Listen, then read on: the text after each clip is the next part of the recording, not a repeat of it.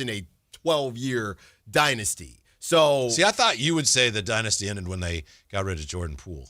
Well, that was their first mistake. That's when the wheels, they could have ran the league for even longer. Okay. But they decided, to do rock'em sock'em robots at practice and, pay him a bag and get him up out of here. Now he doesn't even play basketball. He's on a basketball team, but he does not play basketball. He's probably happy as a clam. Oh, I would be too. You don't have to do anything, and you get paid a ton of money. But by the way, have you ever heard that saying? It's an old saying, happy as a clam. You ever heard that? Yeah. How happy can a clam be? How would anybody know? Yeah. I don't know. Yeah, okay. I'm not sure about that. Right. But I know Jordan Poole is. I would think so. Yeah. But, yeah, I think they're confusing, maybe on purpose, to your point, the difference between a clam or a dynasty and an era. A dynasty and an era and a clam. Yeah. Those are the three things. Because, yeah, if Steve Kerr leaves, which I don't think he will. I just don't think it makes a ton of sense for Steve Kerr to leave for Steph to play a couple more years with a new coach. I know. It did seem, though. I mean, I understand where Draymond's coming from because just watching when they got knocked out of the play-in and Steve Kerr, that look on his face, it looked like, oh, man, I don't know what he's going to do, but he's thinking of this might be it. Yeah. I have your boy 7 minutes ago. Yeah. Carmichael Dave. This is actually good research. I don't know who's making him, do his job. But this is good research from Carmichael Dave. Over the last 4 seasons, he's got what the 5th best odds, the team that had that, where they've picked. You ready for this? Yeah. You understand it's meaningless. It's not meaningless. Okay. 2022, 5th best odds, the Indiana Pacers.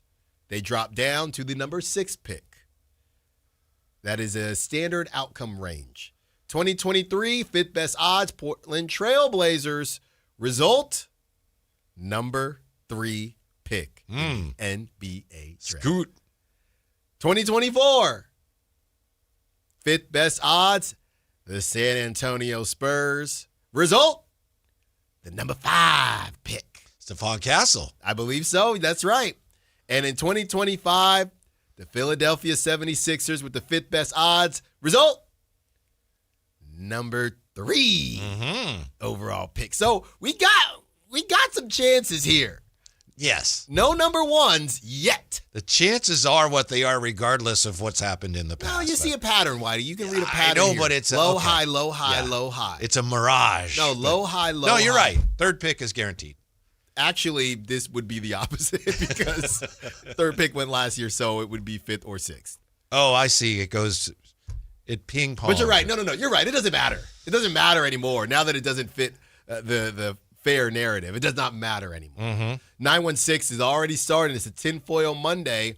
So the NBA fined the Jazz for tanking, and they should have used that as an example of why not to do that and handed them the 4th pick. 7th pick, here we go. Well, they definitely don't have any much better odds to get the 4th pick, 916. I don't know how you came to that conclusion. They have the best odds to get the 6th pick, as the Kings have the best odds to get the 5th pick. See, so I don't know where you got the 4th pick. We got to stop thinking this way. The notion that the league fined them and then handed them the 4th pick. They didn't get handed anything. No, I agree. I agree with them. I agree with this. We'll see where it goes, of course. But let's just not assume that the league is doling these draft spots out like candy. I agree that maybe something fishy is going on. You do? Yeah. That there may be something fishy going on. Yeah, and the other thing is you're saying your sources familiar with the league's thinking say there may be something fishy going on. And you know what's throwing me off too? Shams is just not tweeting about the coin flips. It's very odd to me. What's he supposed to tweet? There's been a lot of Mark Stein.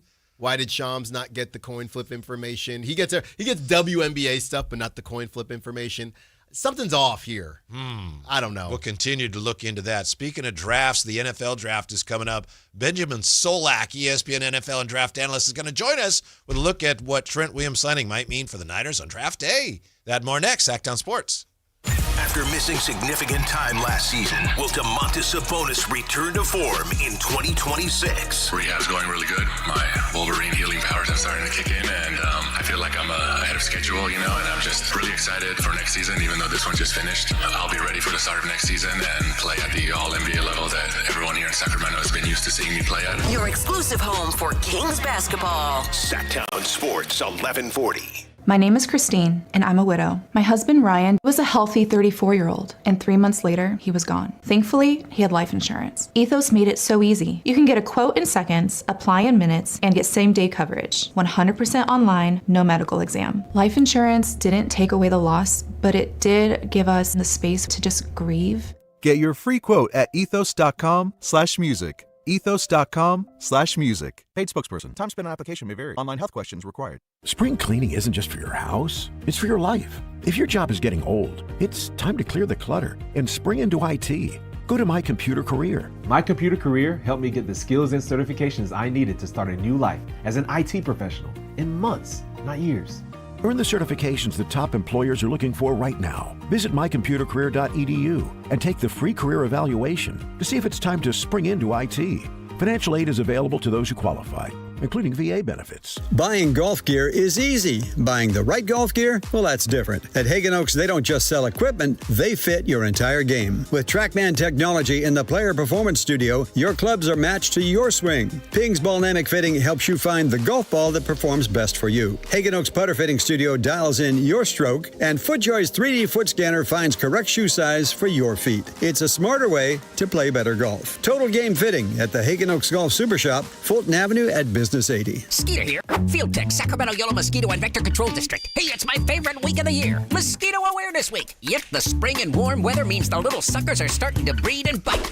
Gotcha. So it's time to fight the bite. Once a week, drain standing water from flower pots, bird baths, dog dishes, and at dawn and dusk, start using insect repellent outside and wear long clothes, because these skeeters are out for blood. The Sacramento Yolo Mosquito and Vector Control District reminds you it's time to fight the bite. For more information, go to fightthebite.net. At Big O, our ProTech Plus warranty offers free flat repairs, replacements, and roadside assistance. So tire trouble is no trouble at all. Now through May 5th, get $50 to $100 instant savings on 4 select in-stock Cooper, Hankook, or selected Pirelli brand tires with installation purchase. Plus, get an extra $50 in rebates when using your Big O Tires and Service credit card. Big O Tires, the team you trust. Installation required. Disposal fees and shop fees extra where permitted. See store for pricing. Eligibility may vary. Not valid with other offers. Tune in every Thursday, Friday, and Saturday for the Toyota Tahoe Report with Johnny Mosley and me, Elena, bringing you the latest weather conditions up at Tahoe. Brought to you by your local Toyota dealers. Toyota, let's go places. A's fans, the 2026 season is here, and single game tickets are on sale now. Be there for an exciting season, packed with theme days, giveaways, and fireworks nights, including bobbleheads, jerseys, hats, and much more. And getting in is easier than ever. Tickets start at just $8 for select April and May games. From opening day to unforgettable summer nights, there's something for everyone at the ballpark. Get your tickets today at athletics.com/tickets and be part of the excitement this 2026 season.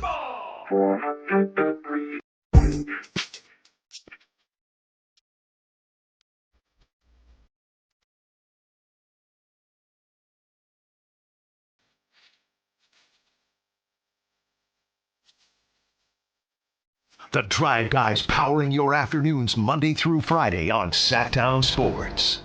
Well, today's breaking news, the Kings lost the virtual coin flip, so they are in the 5th spot.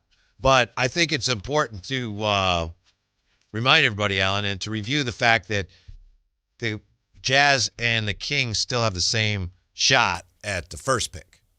That's right. Yeah. That's right. There is no difference 1 through 4.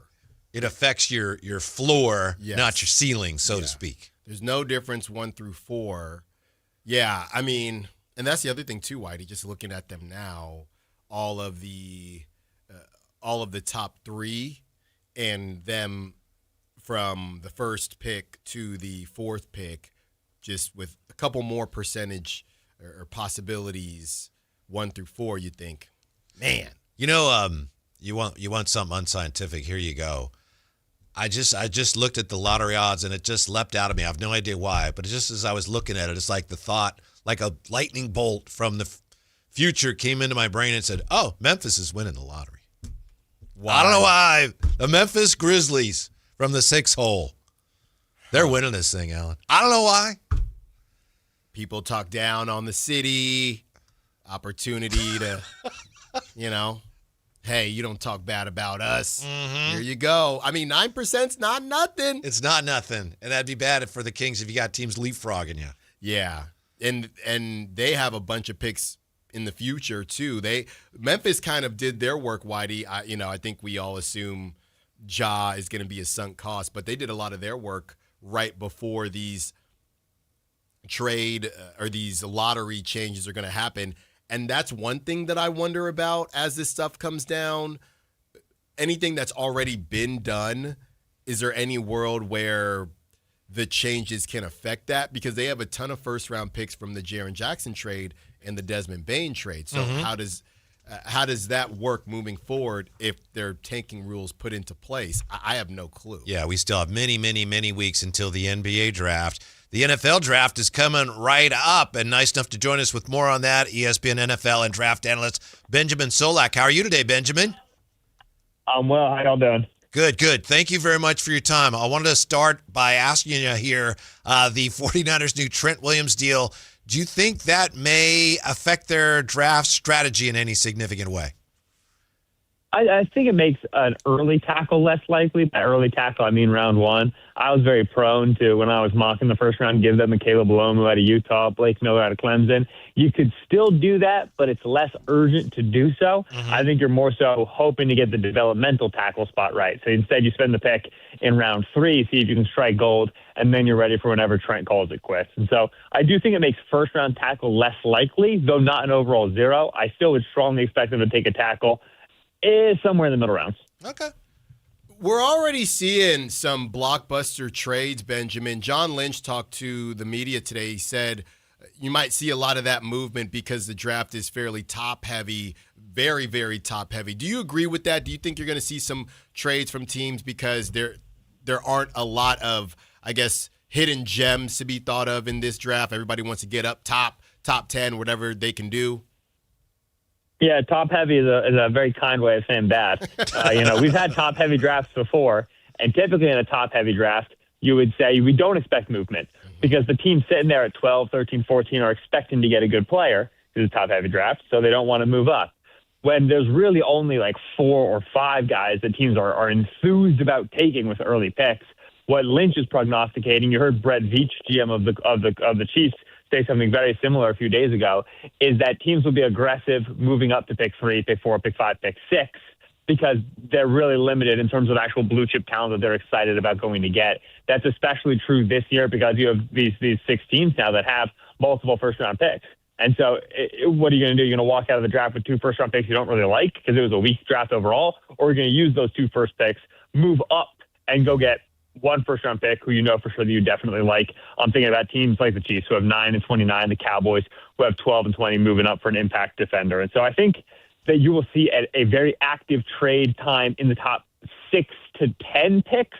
I don't think it'll be anything super spectacular after that. I think it'll just be kind of run-of-the-mill. There'll be some trades and some repositioning. But that top 5, top 6, maybe more active on draft night than we're accustomed to seeing. That's Benjamin Solak. Nice enough to join us, ESPN NFL and draft analyst. Benjamin, I know everybody who does draft evaluations has to give a grade the day after the draft, which is kind of silly, but I know it's what's done. But how about a year later? How do you think the 49ers did, for all the focus on the upcoming draft, how did the 49ers do 1 year later on last year's draft? Yeah, listen, they pay me the big bucks to put the grades out on the day of and take the fire, all right? That's what I make my money on that. I know. But, yeah, so I was a big fan of Michael Williams. I was, and obviously he has the injury. He was never going to be a high sack player early, but I think he's the right sort of developmental player, 3-down player to get in. You saw some flashes. So it's tough to be too early on Michael Williams. I don't think even with a healthy season, we would have been sitting here saying, wow, he's a revelation. Year 1, he hit right away. He was always going to be a guy who needed to develop. Now, for some of those middle round draft picks, I think you were probably hoping to get a little more out of Alfred Collins and out of C.J. West there in the interior than you ended up getting. Collins was another player the tools were always better than the production at Texas, so he's another guy you could say reasonably was going to take another year. You got to be happy, though, with Upton, Stout, in the nickel. Right? I think that's the one spot where you say, okay, we've secured this defensive back spot now with a rookie contract. We feel good about what we've got in Lenore. Obviously, Renardo had a little bit of an up-and-down season, but hopefully we've got a nice young core here in the secondary for years to come. And so I'm happy with Upton. I think bulk-wise, for how much they ended up spending on defense, you were probably hoping to get a lot more bang for your buck in year one, but they largely went for guys who were a little bit more developmental, right? Nick Martin was a dude who was always going to take a little bit of time. And so hopefully you're reaping the benefits in 2026 of the draft picks you spent in 2025. Benjamin, just going back to this year's draft, I'm a little confused now because we watch the combine and you see all these different names that may or may not come out. What do you think about the wide receivers? I know you said it was, I said it was a top-heavy draft. You said it might be just a bad draft. I thought there were supposed to be a lot of wide receivers this season. What's going on there?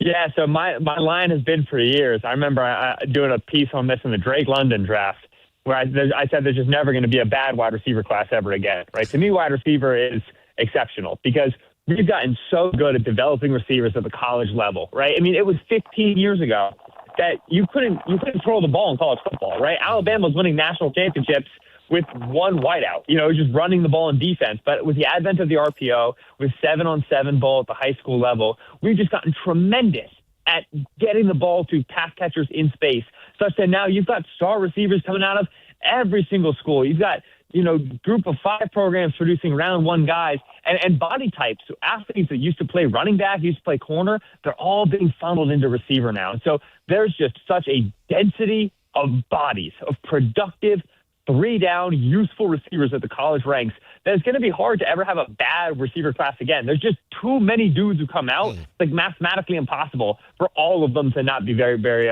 successful. And so wide receiver to me is always going to be good every single year. I would argue this class is a little bit below average for the average wide receiver class overall, but because it's generally a bad draft, you're seeing Mekhi Lemons and Omar Cooper Jr.'s who are for sure going to be like top 20 picks, whereas in previous drafts they wouldn't be taken that highly. That's Benjamin Solak, ESPN NFL and draft analyst. Good follow on Twitter. And I saw on your X account, Benjamin, you posted something about the Rams, quote-unquote, new uniforms. Why did the Rams make a big deal about the new uniforms when they look just very much like the old ones? Well, because it's fun to put a social video together now, isn't it? You got to be paying those folks, too. You got to give them something to do. Yeah. You also probably get to get to put out a whole bunch of new merchandise, brand new uniforms, get a lot of suckers to buy some new gear. That's always nice on the paybook as well. But listen, I like that every team gets new, like there are like 6 teams that get new uniforms every year. I like that teams are trying to figure out good styles and good improvements to their uniforms. Once you get it right, they'll leave it. And the Ravens getting, new uniforms are actually quite similar to their old ones. Yes. But the Ravens getting new uniforms piss me off, right? You guys are already good. Leave it alone. Do other stuff. Let these bad teams figure it out. All right, Benjamin, I'm a Raider fan, so I got to get your take. And, the people want to know out here, Benjamin, how is Fernando Mendoza going to save the Raiders? And when will the Raiders be back to their rightful place amongst NFL and the hierarchy and the kingdom?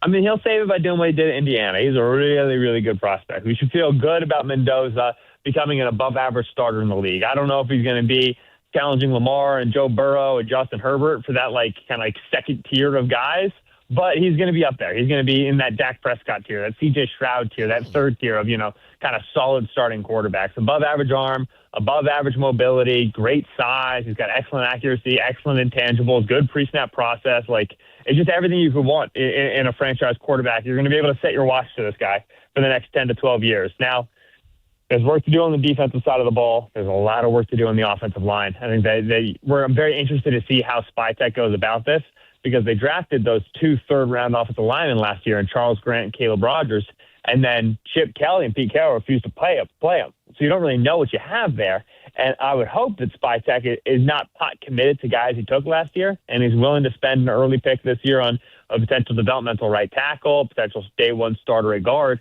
But there's a chance that he, kind of wants to stick it to his guys and the fact that he drafted those dudes and they were mistreated. And instead, he's going to end up paying those guys and playing those guys. So Line needs some work. Defense needs some help, especially in the defensive front. Edge rusher, you don't know if and when you're going to trade Max Crosby. But Mendoza is going to be good. It's about building around him in the couple years to come.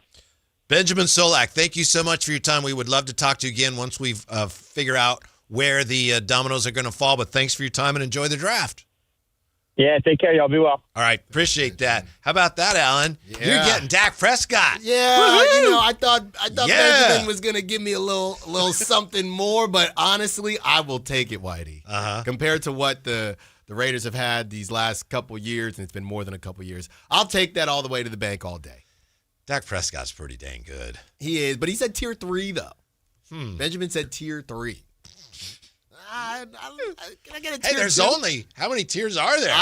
Right. I think there's 5. That's pretty close. That's only 2 tiers away from the top tier. I need him to be better than Brock.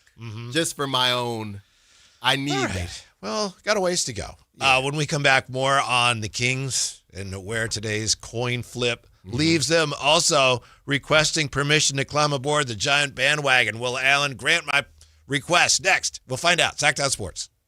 The Sactown Sports 1140 newsletter.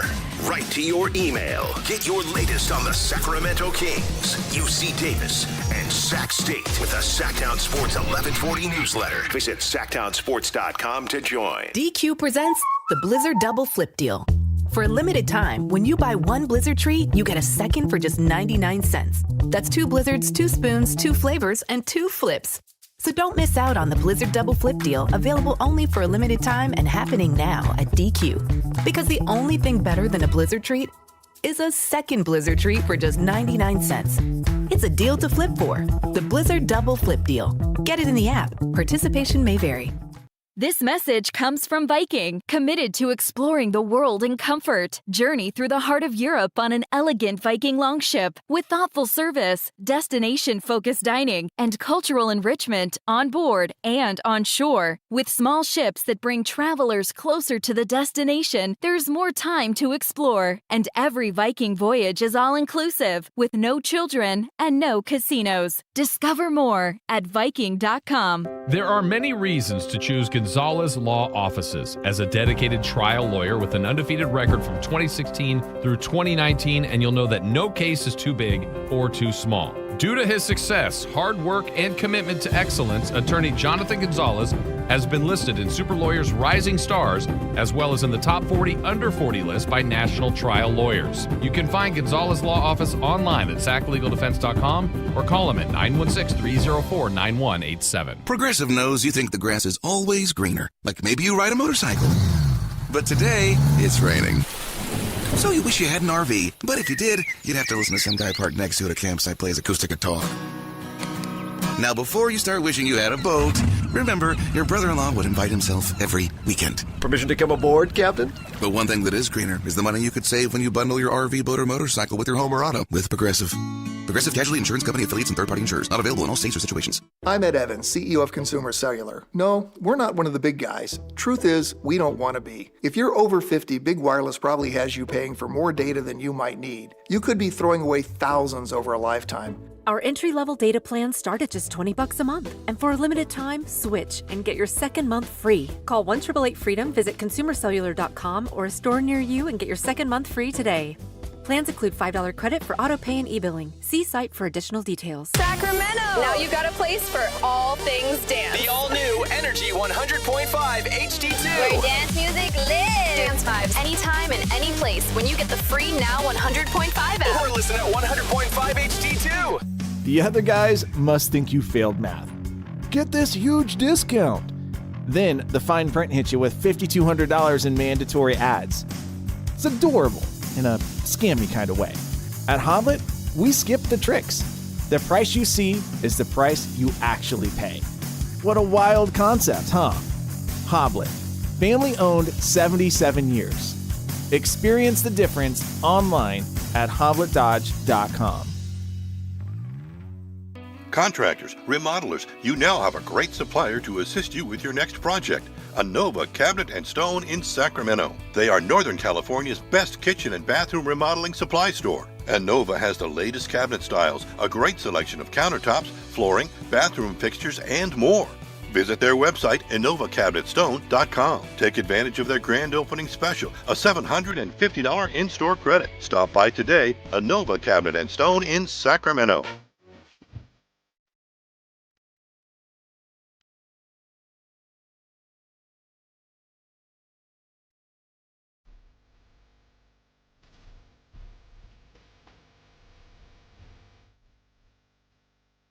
Your afternoon home for Kings talk and so much more. The Drive Guys on Sactown Sports. Yeah, we'll take a much closer look at the events of today and the coin flip at the top of the hour. But this, of course, Peter Gabriel Sledgehammer. Your Giants had the Sledgehammer out for a couple games this weekend. Boom, boom, boom. Yeah. Friday, when we left the plant Friday, the Giants were just hammering the Nationals. And Alan in the parking lot, Alan said, yeah, you watch tomorrow, they'll lose. Well, they won the next day, too. And then yesterday, the Cats fell silent. Then a donut. But how about that road trip? How about the weekend? What do you think? Whitey, they went 4-5. Uh-huh. It was a losing record on the road trip. Yeah, but they won 3 of their last 4. Yeah, right? Yeah. They won the last game in Cincinnati, Right. won the first 2 in D.C. It would just be nice. Just a tough luck loss yesterday. No, that's not tough luck. Did Hit you the hear what baseball. Robbie Ray said about the ball that Matos didn't catch? Oh, what, Ramos? Yeah, I'm sorry. Yeah. Ramos. Yeah. Did you hear what he said? Uh-uh. He said, yeah, it seemed like that ball kind of hung up there for a while. He did. That's just He the didn't want to nice say, way. but it's like, yeah, that was a tough one. It did seem like that ball kind of hung up there for a while. Yeah, it didn't seem catchable. Yeah. Yeah. Maybe for another outfielder. Ramos is a bit of an adventure out there. And then he threw it, and then Patrick Bailey botched it, as Patrick Bailey is the defensive guy. Patrick Bailey will do that on some of these tags. He'll forget. He goes too quick and leaves the ball. Yeah. Leaves the ball at home. So, at least That sweep tag, that's a tough one, Alan. Okay. I've done that. Not when you're hitting 111. When you're hitting 111, you need a sweep tag, broom tag. You need to do all the tags. Mm-hmm. Okay, so now they get a day off today as they come back to the Bay for a quick homestand, and they take on the Smurfs. Right. And that starts tomorrow, and they're 9-13, still at the bottom of the division with the Rockies. And I guess, Whitey, right now, if you're looking at it the way that you're looking at it, just every series you're trying to get a little bit closer to 500. Just got to get in that fast lane at some point. Yeah. You can't do it all at once. You got to make a run at some point, but right now you just can't dig a deeper hole. Mm-hmm. And you figure, all right, Dodgers, can't get swept. Not at home. Just take one, hopefully, and see what you can do. The Marlins have cooled off a little bit. Then they got to go back to the East Coast. So 13.5% of the season has been played, Whitey. And it's not nothing. That's the same chances. I was going to say, hey, 13.5%. The same chance the Kings got at the first pick. or less, or more than that. It's actually more, yeah. More than that. So you got to make a couple runs here, and you can't just continue to get hot for, 3-game stretch after. It's the same 500 mentality that they've been in for the last decade, but they are dealing with a hole that they're trying to dig out of right now. Here's, I think, the big question if you're a Giants fan. We don't know the answer. The question is, okay, the Giants in the National League right now, if you're around 500, at 500 or a little above, for most of the year, you're on most likely at least the fringe of the wild card race, right? Yeah. Okay, so that keeps your fans at least somewhat engaged. And I know Giants fans are getting frustrated because is that all they can do? But I think what you have to wonder is if the people making the decisions, do they look at that and go, that's great. We're not spending a ton of money. We keep people involved for most of the year. Cha-ching, cha-ching, cha-ching. Let's do it again next year. Yep, they would never say it unless Of course you gave not. them truth serum. Yeah. But that's been the problem with Major League Baseball. And the Giants can still say, well, we're not the problem. We're spending more than a lot of these other teams. Now, relative to what they're making, right? The profit is probably astronomical, but they're in a perfect little sweet spot where, hey, you can be mad. Don't show up if you don't want to show up, but people haven't done that. Now, I do remember a couple years ago, Whitey, they did have pretty bad attendance. Yes. And that's when I think the okay, let's make a decision here. But because now it's Buster Posey and there's such a connection to the organization, yeah, I think things would have to get pretty bad. Obviously not this season because they just hired Buster, but I think things would have to be pretty bad for 3 to 5 years for them to move on from Buster because it's such a layup for them. Mm-hmm. It's a perfect situation for them. It is, and obviously most fans, Giants fans, are going to give Buster the benefit of the doubt, but they're still kind of more like, well, let's see what we got here. Right. Yeah, because they are getting weary of this. Yeah. But as much as Jay and I like to poke fun at you and your Giants and that ballpark, which I have said is the best ballpark, by the way, I would like to request permission to jump on the bandwagon, at least for the end of the week. Why? Because you're playing the stinking Dodgers. Oh, okay. That's why. All right. Permission. Hold on. Let me check. Making the call here. Uh-huh. Yeah, well. Afraid talking to Buster. Mm-hmm. Maybe I mean, he's manager, a good guy. the skipper. Yeah. Vallejo guy. Yeah. Yeah, no, it's right by Benicia. Mm-hmm. No, Benicia's right by Vallejo. You're accepted. Oh, thank you. Access granted. Temporary membership, right? Yes, very temporary. As soon as that last pitch is thrown, you're off. You're wearing Dodger blue today I know. anyway. I didn't realize that until I was... You're actually access denied. No. Access denied. Granted and denied. I was hoping you would notice that. I'm like, wait a second here. That's more Royals blue, right? Yes. Yeah, that's more Royals blue. Exactly. Ugh. That's what it is. You know, does it matter? I know we all have things. There may or may not be a picture of me back in the day. I think I was 8, 9 years old. Dodger blue. We were minor A or minor B, Little League. It was on the Dodgers. Mm-hmm. And they were sweet. Yeah, they were the white Dodger pick, though, right? jerseys. No, you don't get the pick. Yeah. But if I knew then what I knew now, I would have said, hey, don't draft me. 8 years old, don't draft me. You ever heard the story of my brother? You know, Phantom. You met Phantom, right? There was a Giant that came out to Vallejo Little League, Wilson Park, one year, and he was hitting fly balls to people.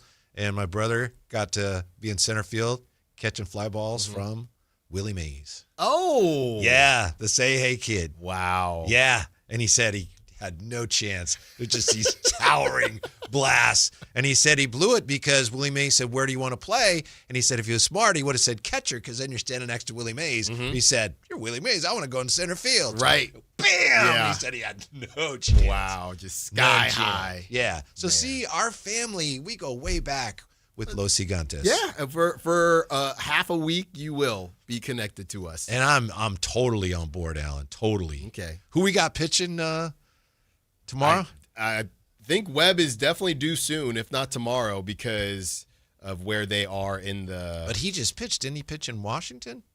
He pitched I think you're right. He pitched the first game in Washington. Yeah. If I'm not mistaken. You're going to see. Oh, yeah. Oh, no. We're getting Webb and Roop. This is huge. Okay. Oh, my goodness. Don't watch Malley versus Ohtani on Wednesday. Don't watch. Just don't watch that. Roop versus Yamamoto tomorrow. And then Malley versus Ohtani. And then Thursday, Webb versus Glasnow. Let's go. That's 2 out of 3. This is your house. Yeah. This is your house. Uh-huh. This is your bread bowl. Okay? This is your Gear Deli. Come on, Tony V. Come on. Let's see some of that edge. Oh, you know he's going to be juiced up for this one. He's borrowing Doug Christie's smelling salt for this one. He probably doesn't even need it. I don't think he needs it. He's all right. He has natural smelling salts. Oh, him and Drew Gilbert are going to be punching each other. It's going to be great. Tony V, every time he blows his nose, it's like, he's like, let's go. Him and Drew Gilbert sparring in the dugout. Yeah. I love that, man. So after this nice finish to this road trip, this is a nice way to maybe get your season on track. I mean, it can springboard you because Philly, they're completely spiraling. And the Dodgers had a meltdown in You get Colorado, 2 out of 3 against the Dodgers. 2 out of 3? Yeah. Get the brooms out. No, let's get 1. Sweep or nothing. Let's get 1. And then you get 2 out of 3 from Miami, and then you head back to take on the Phillies and the Rays, and then we meet again beginning of May, Padres, Giants. Okay. Yeah. So I may not be on board at that point. But we'll see how it goes. Tickets as low as $38. Giants on oh yeah, because it's Tuesday. It's during the week. If anybody wants to see Giants Dodgers, Whoa. Tuesday, Wednesday, Thursday, $38, $59, $31. The place will be crawling with Dodger fans, as you know. Yeah, it's disgusting. It's disgusting. I hate it. Yeah. By the way, I got a question for you. We don't have time for it right now, but about the A's yesterday and Murakami hitting another home run and just standing there and admiring it forever. Yeah. There was a time when you couldn't do that, Alan. What's going on with these unwritten rules? I know. Yeah. So I have to ask you about that. But when we come back, Kings losing that coin flip. Oh, is next season already finished? Alan, are the Kings out of next year already with losing this coin flip? I don't like today. Okay. I need more coffee. We'll dive into that next. Sactown Sports. Will Russell Westbrook be back with the Kings next season? Russell's always welcome with me. I love working with Russell Westbrook this year. I mean, obviously I've talked about Doug's leadership and his ability to help the young people, but a lot of that development doesn't happen without guys like Russell. Your exclusive home for Kings basketball. Sactown Sports 1140. This is the story of the one. As a safety manager at a manufacturing plant, he does everything he can to keep his coworkers safe. From finding ways to reduce risks to keeping safety supplies in stock. And for that, he relies on Grainger. Grainger offers a broad range of quality products and next-day delivery, so he can always play it safe. Call 1-800-GRAINGER, click Grainger.com, or just stop by. Grainger, for the ones who get it done. Country in the Park is back. May 8th and 9th at Cal Expo. Miranda Lambert. John Party. Chris Young, Turnpike Troubadours, Dylan Scott, and more. Line dancing live DJs, Mechanical Bulls, huge festival area, and food trucks. Tickets start at only $68. Country in the Park, May 8th and 9th at Cal Expo with Naturewood Home Furnishings, Metro by T-Mobile, and A1 Appliance. More info at CITPFest.com. Your Toyota's been through a lot with you. Traffic, rain, potholes, you name it. But it keeps showing up, mile after mile. So maybe it's time to give a little back. For a limited time at your local Toyota dealer, get 3 new tires and get the 4th for $1. Because a ride that's always there for you deserves to be taken care of. 3 tires, get the 4th for $1? Go on, treat your Toyota. Deal ends April 30th. Keep your Toyota a Toyota. Restrictions apply. Toyota and Scion vehicles only. See participating Toyota dealers for details. Injured and you're considering an LA law firm looking to charge you 45% to 50% in attorney's fees? That's overcharging. Ashton & Price has been around for over 25 years, and I can tell you no matter how complicated your injury case, you should never be charged 45% or 50% in attorney's fees ever.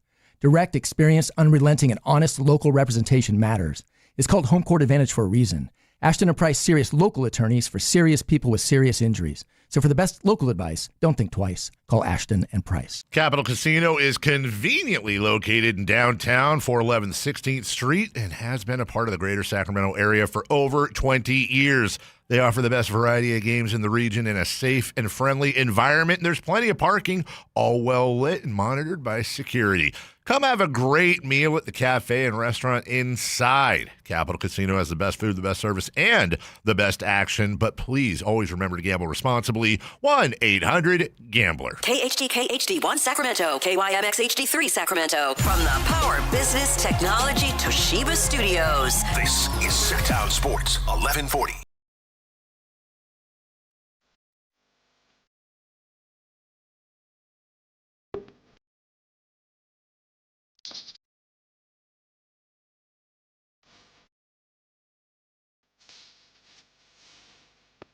Live and local, it's the Drive Guys.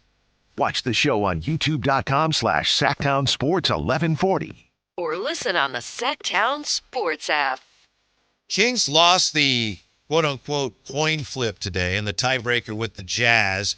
I think we're going to be okay, and I want to make sure that we go through this calmly and rationally because some people, like frankly, I think Alan, are getting a little too agitated about it.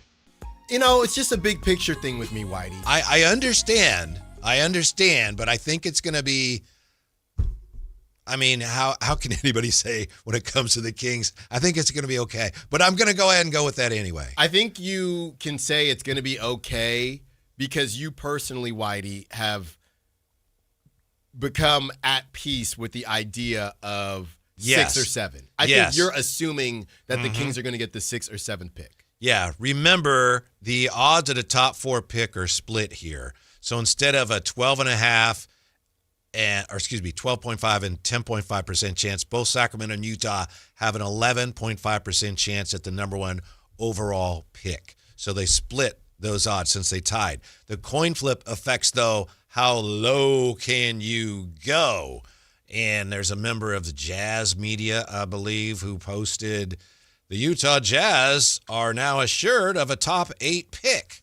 Well, okay, but the Kings, I mean, they probably are as well. There's a 0.6% chance that they'll pick 9th? Yeah, but when you are a team... Less than 1%, No. Alan. When everybody believes that you are a team that the league tries to screw over... Oh, nobody believes that. You cannot open yourself up to any possibility at all. Mm-hmm. And that's exactly what the Kings have done. Now, hopefully it does not burn them. Another way to look at this, Whitey, do you agree that you should look at, or you could look at it like this as well? This is from my guy, Jack Dan, who covers the Sac State Hornets as well as the Kings. And he says, the Kings have a 45.1% chance of 1 through 4. There you go. I was just looking that up. Yeah, and a 54.8% chance of picking 5 through 9. So if you look at it like that, makes you feel a little bit better. Instead of the full percentages, you see 25% for the 8th pick, whatever it is. If you look at it like that, it's pretty darn close to even, and it makes you feel better. And when it goes to the coin flip, you wouldn't be as distraught as I currently am, because those percentages I don't think are terribly different.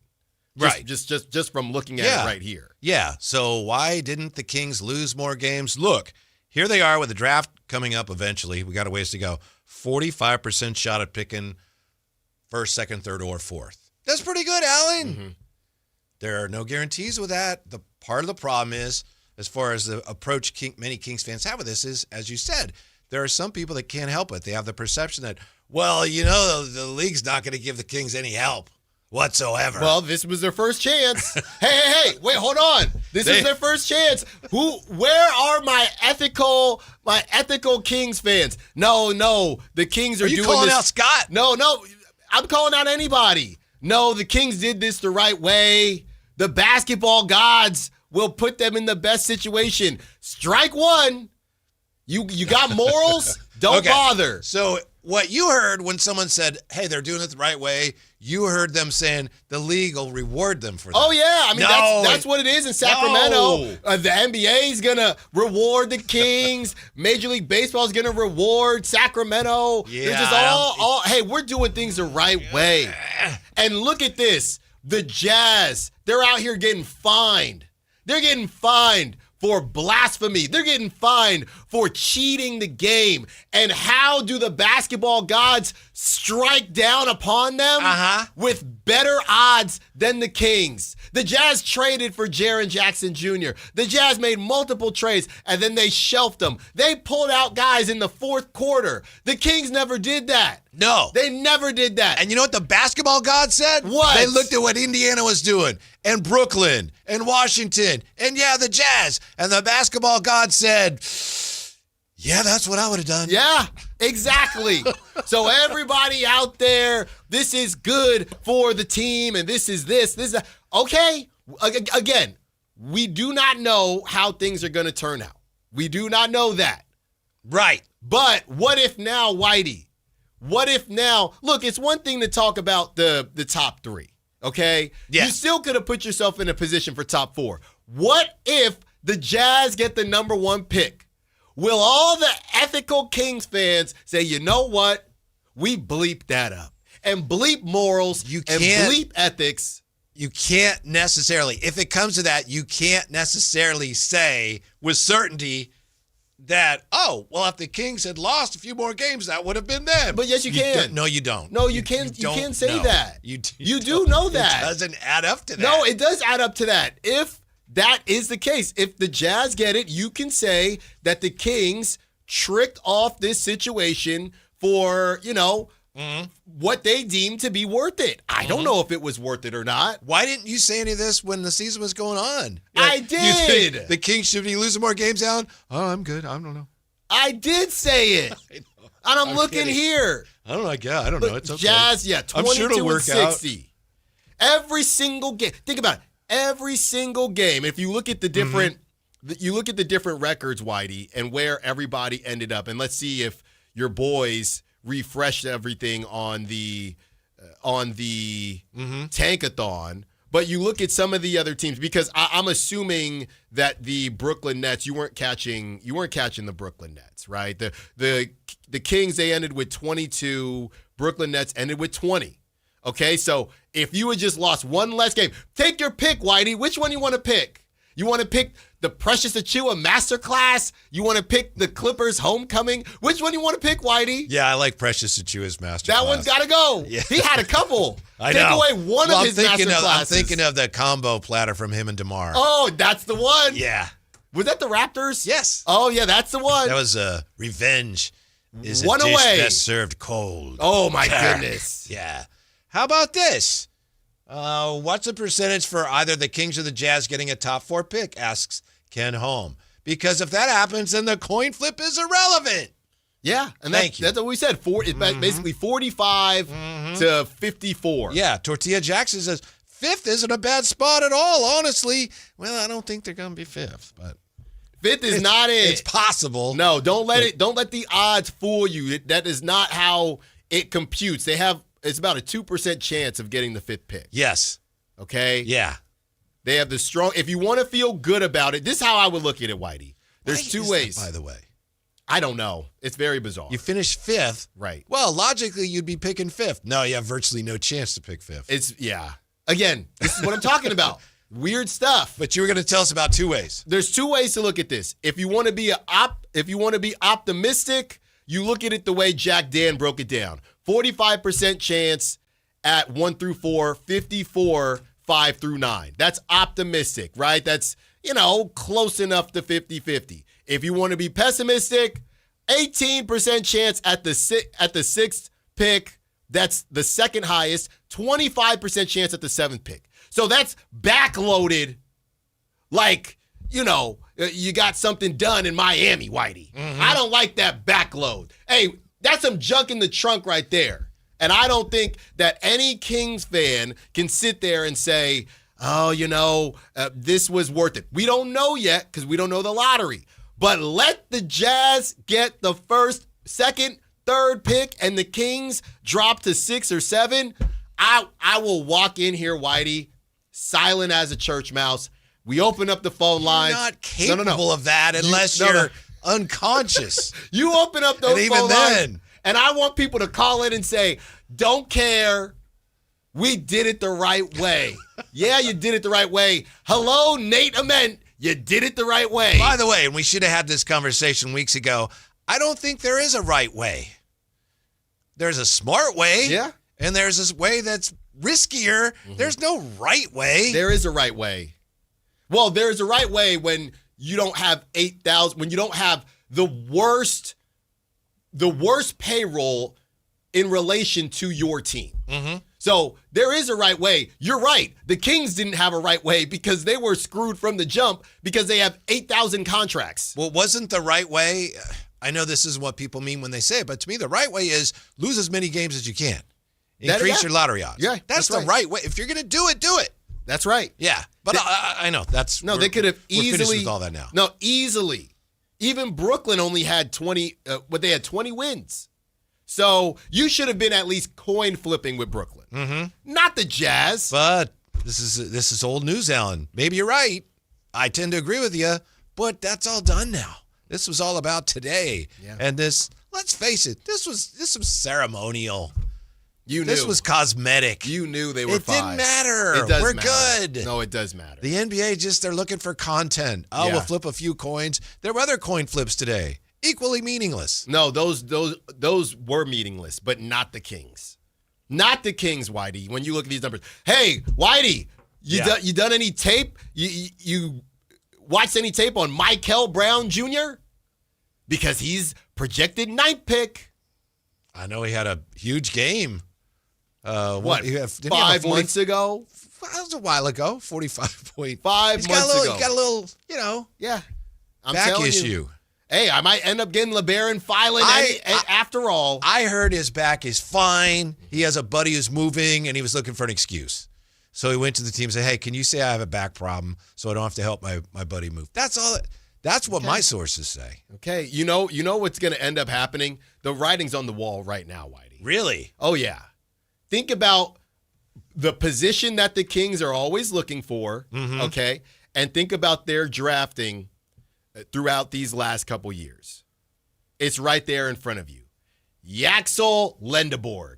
He's a power forward, and he's almost 24 years old. Yeah, I don't think the Kings would pick him. That's written all over the stars for the Kings. Because you're talking about a lower pick, right? Yeah, he's supposed to go 12. Yeah.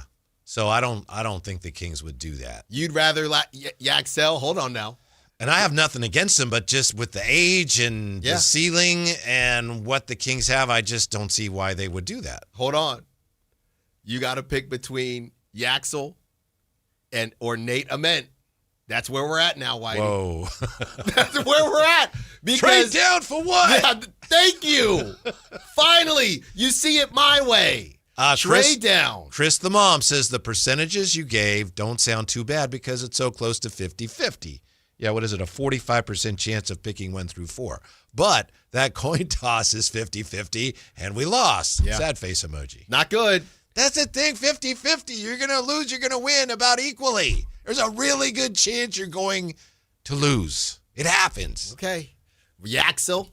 That doesn't mean, the league's against us. But the league is against it. And people like Bill Simmons have been banging this drum for years. Which drum is that?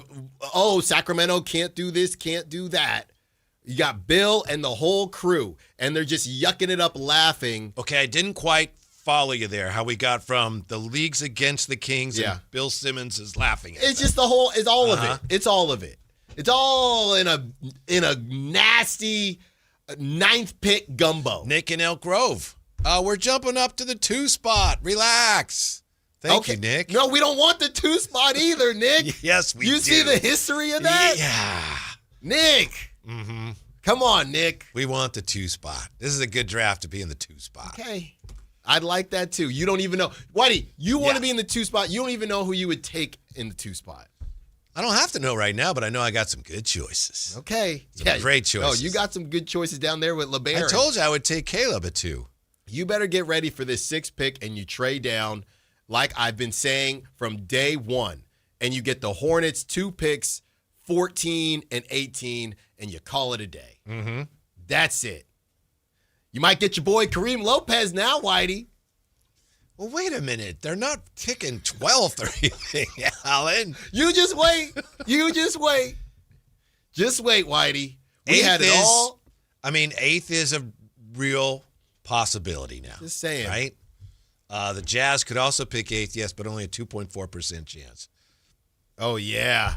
Yeah. 11th North, Yaxel and Ja Morant. Pair them up, baby. Hey, when's the parade? I can't wait for the Doko parade. Add it to the crew. Uh-huh. Oh, I can't wait. Hey, that's some fresh blood. That's a kind of a roster makeover right there. Yeah. How did you get Yaxel going to the Kings again? What was your math on that? What's the scenario? I don't Kings dislike him. He's going to go like 12th or something. The Kings don't draft anybody under the age of 22.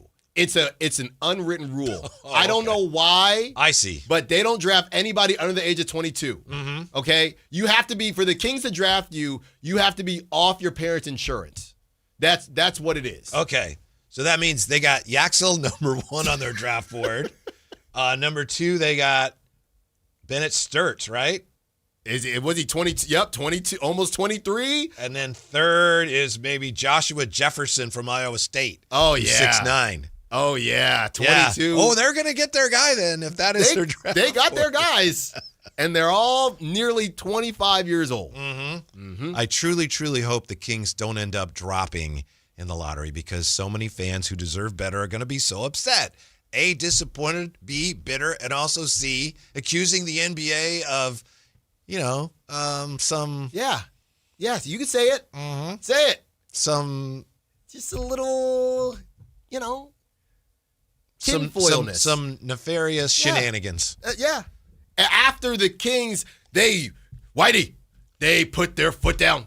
We will not be tanking like everybody else.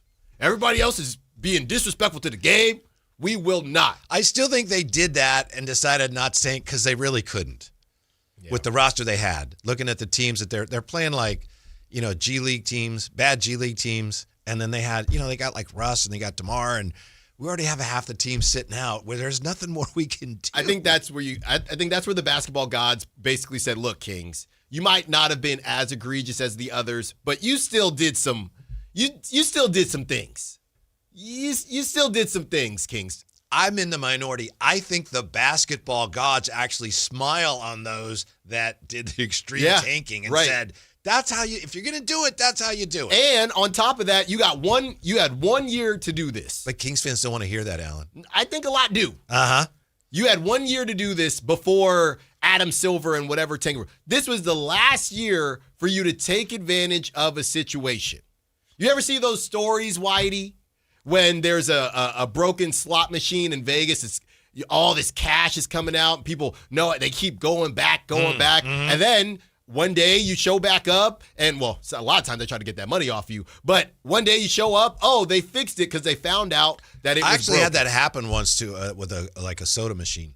See? And it was free. Yeah. Did you drink the soda? No, because the guy was there. There was a bunch of people there. It was like at a gas station. What do you mean?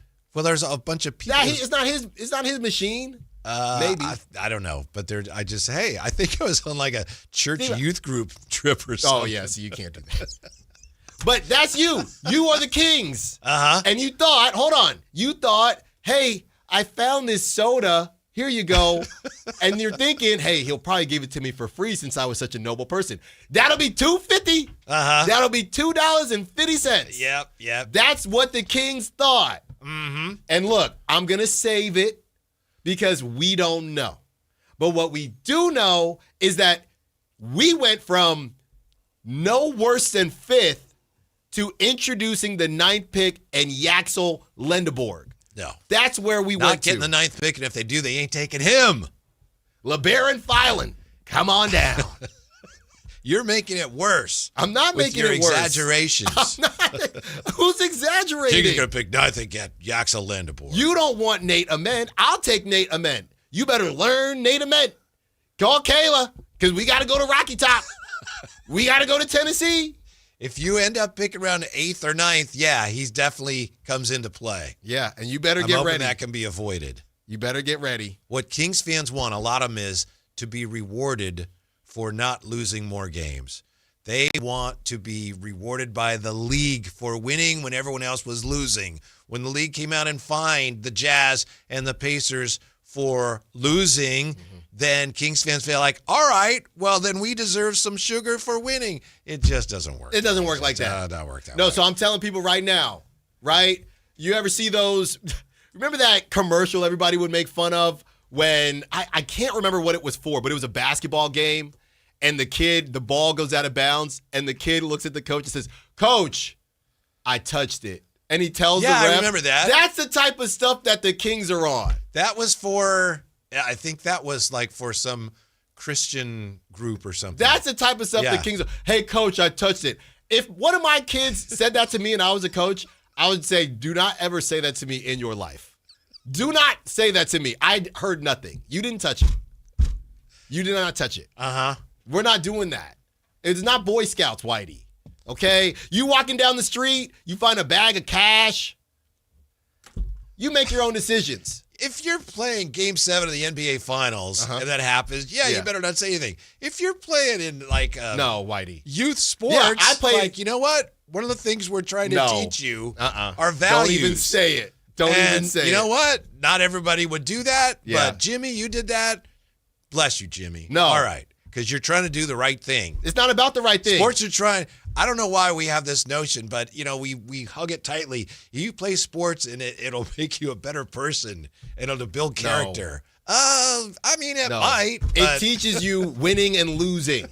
That's what it teaches. I played, shout out St. Francis, CYO. That's literally the Catholic Youth Organization, whatever it's called. Yes. It's called the PAL here. Whitey, if anything happened, did they see the ball go out? I would be out of my mind. Hey, I'm going to go tell the ref, hey, I touched the ball. That's what the Kings are doing. Hey, we're going to do this the right way. Okay. But see, that I don't think they did say, we're going to do it the right way. They just realized we don't have much choice here. They had some choices. Maybe the one I'll give them is the Clippers homecoming. That one I'll eat. But some of the Raptors one, you couldn't pick both. There's your season right there, Whitey. Mm-hmm. There's two right there. Yeah, Chris the Mom. Yeah. Again, the Jazz and Pacers get fined for losing. I'm sure they're happy to pay that fine because now they'll get a better pick. That's absolutely true. Yes. That's why the fines don't work. It's all for appearances because the teams go, how much? Fine. If you need more, here, get back to us. Let me reach in my pockets. Yeah, for some pocket let's change. just give you. Can we just give you an advance payment on our next fine because we're going to keep tanking? Yep. Yaxel, here you go, Whitey. Hans Steinbach, Nate Ament, Michael Brown Jr., Braden Burries. If you're lucky, you could get him. Kareem Lopez. I'd be very happy with Braden Burries. Thomas Hall. But he would not be the guy that this franchise No, needs. it's over. You're not getting the guy. You're getting a piece. Well, you could. You're getting a piece. You have an 11% chance. I'll tell you what, it's though. not likely, but it's possible. You saw that. Well, we got Slim Jesus, I think, next season. You saw my boy Stokes. He was balling out for 2027. Get back in that. Hey, get back in there. Get back in that tank. Where you think you're going? Mullins took your advice. He did. Back in school. Back to school. Hey, where you think you're going? Get back in that tank. That's the Kings next season. You're trying to scurry out, Whitey. You're trying to take your kid, your pet to the vet. My kid to the vet? No. They go when we take take the vet. You take your pet to the vet. Yes. And, I'm trying to get the cat in the, Is this Xena? She's the worst. Yeah. And I'm trying to put her in the kennel. And I'm trying to put her in. Crate thing. And she's, Yeah. Get in. She ain't having it. That's the Kings. Get back in that tank. Get in there. You got to hold the claws. You don't want to get, scratched. Get in that tank. That's where they're at now with Yaxel Lendeborg and Ja Morant. No, because next year you're going to want to be, fourth from the bottom or something. It's going to be crazy. Yeah. You want to tank, but not too much. Right. From my guy, Sactown, Rome, Kingston Flemings, come on down to be the 9th man and get 14 minutes a game. Picking 7th, book it. This is where we're at. After that terrible season, this is the best the Kings could do. Mm-hmm. But we knew all this. Why did losing this coin flip drive people into this? Because it's a bad start, state of Whitey. Despair. Because it's a bad start. This was very telling. It could have built some momentum that the basketball gods cared. We know. That's not how math works. Now we know. Well, a lot of people don't know how math works, but now we know, Whitey. I don't pretend to know how math works, but I know a little bit about it. Now that ain't it. I'm trying to figure out, do you remember what Scott Perry said on the morning show? It was something when Dave was asking him, kind of joking, hey, are you going to be in town? And he said, no, I won't be there. Right. But something to the effect of wherever we pick will be the best position for us. Something like that. He was already coming to terms or doing the thing where it's like how some people have talked about it. Hey, as long as you get the pick right, then it matters. That's not true. Our pick will be the luckiest pick. He Yes. said something like that. Yeah, something like that. Yeah. That's not really true, right? Because if you've eliminated yourself or if you have worse odds now at top 4, whatever the case is, you can hit with the 5th. That doesn't mean that 1 through 4 were not spectacular and better than your 5th, even if your 5th was a hit. Right. But what happened today does not in any way affect their odds of picking 1, 2, 3, or 4. It's just a bad omen. Right? Am I right, everyone? I know. That's why the NBA buried it, on a Monday at noon because it's like, and it's procedural. I'd like to see video. It's procedural. I think I'd like to see video. I think I need to see video. Mm-hmm. Is this something of the virtual coin flip? I'd like to see that. It would just put me at peace.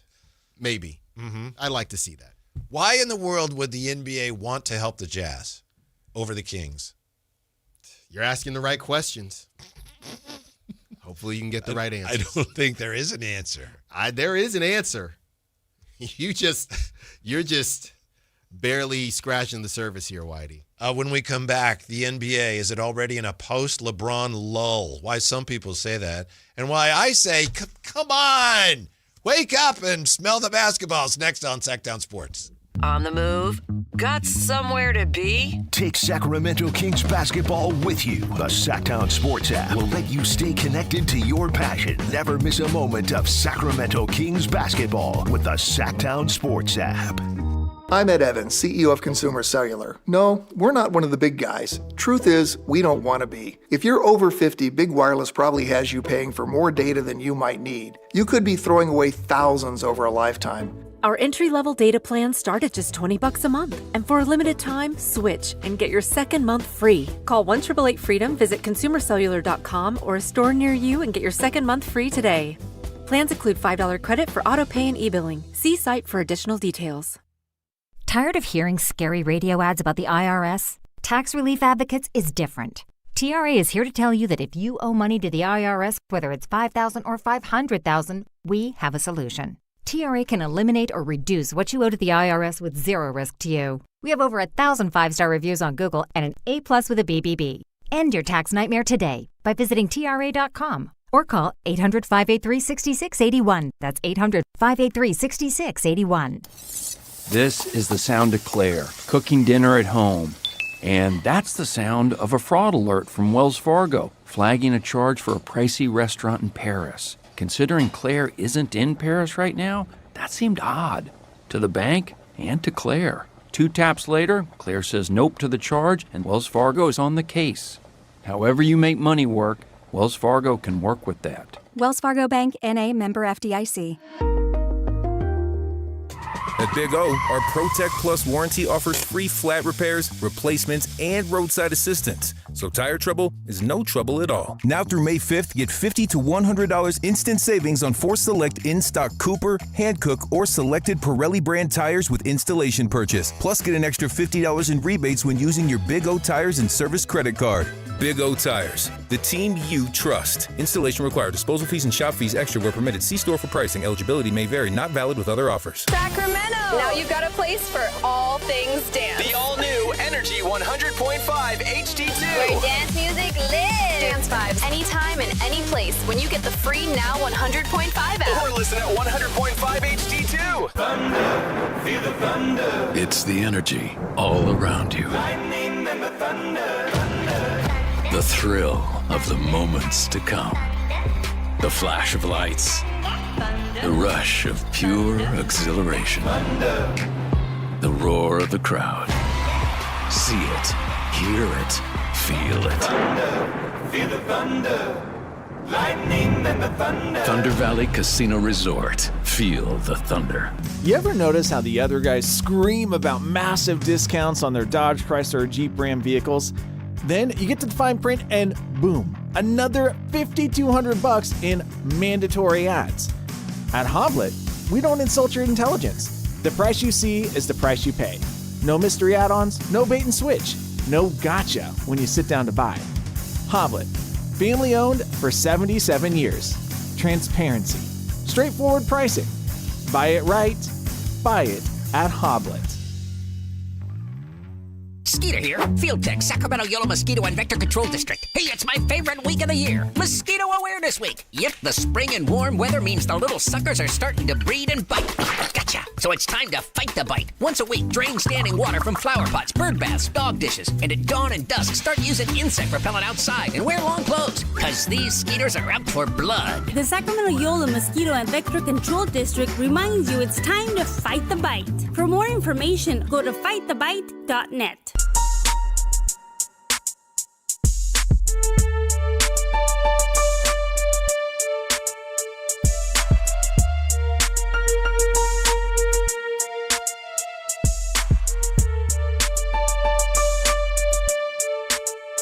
Download the app and listen to The Drive Guys. The Drive Guys with Kevin Gleason and Alan Stiles. On Sactown Sports 1140. Don't like to see or hear of anybody getting hurt. However, Alan, the Dodgers have placed Edwin Diaz on the IL.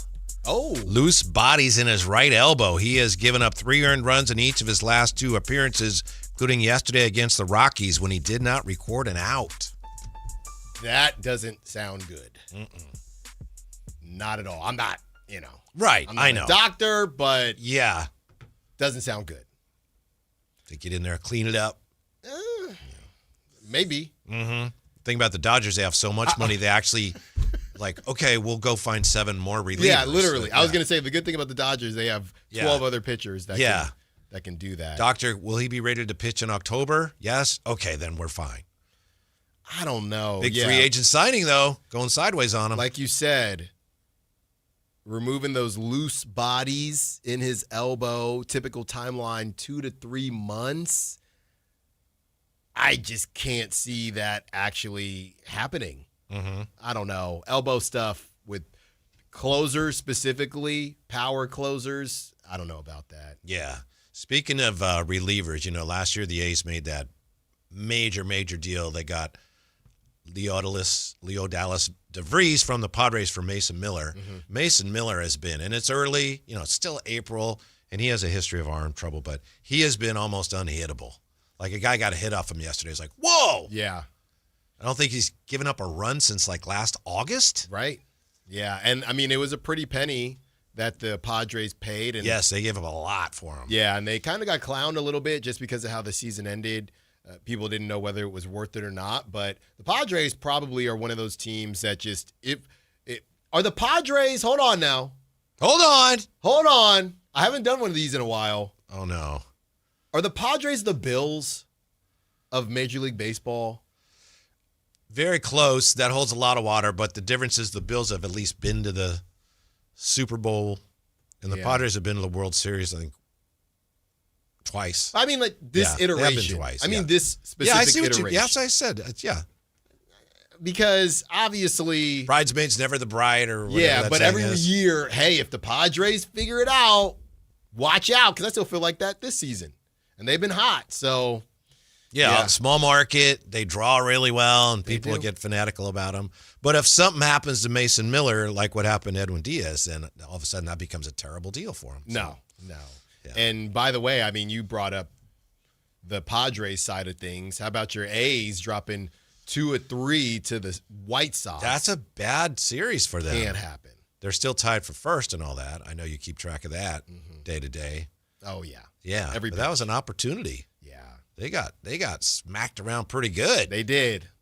And Sutter Health. You want to see some home runs? Go check out a game at Sutter Health. Mm-hmm. So let me ask you, and we'll get back to the NBA. So Muneteki Murakami hits home runs Friday, Saturday, and Sunday. They were all big ones. Mm-hmm. I think the one Friday might have been the longest, but he crushed one yesterday. And when he crushes out, 431, 415, and 425 were the distances on his 3 home runs. The White Sox, by the way, hit 8 home runs in 3 games. Man. But he hits one yesterday, and he stands there. It was off springs. Right. So it was like an 83-mile-an-hour slider just right over the heart of the plate. Yeah. It's like, has hit me on it. Hit me. Boom. And he stands there. And at first, watching on TV, I thought, oh, that must be down the line because he wants to see if it's going to be fair or foul. It was fair all the way. Right. And he just sat there admiringly. Yeah. Tilts his head before taking off around the bases. I think Springs kind of gave him a gesture like, hurry up, run the bases. But wasn't there a time in baseball where, bro, you don't do that. You'll get dotted. Right. Especially if you've hit 3 in 3 days. Yeah. So I'm not saying the old days were better. I'm asking, is there such a rule like that anymore? I don't think so. I'm just not sure where the line is because it's something that baseball never really addressed.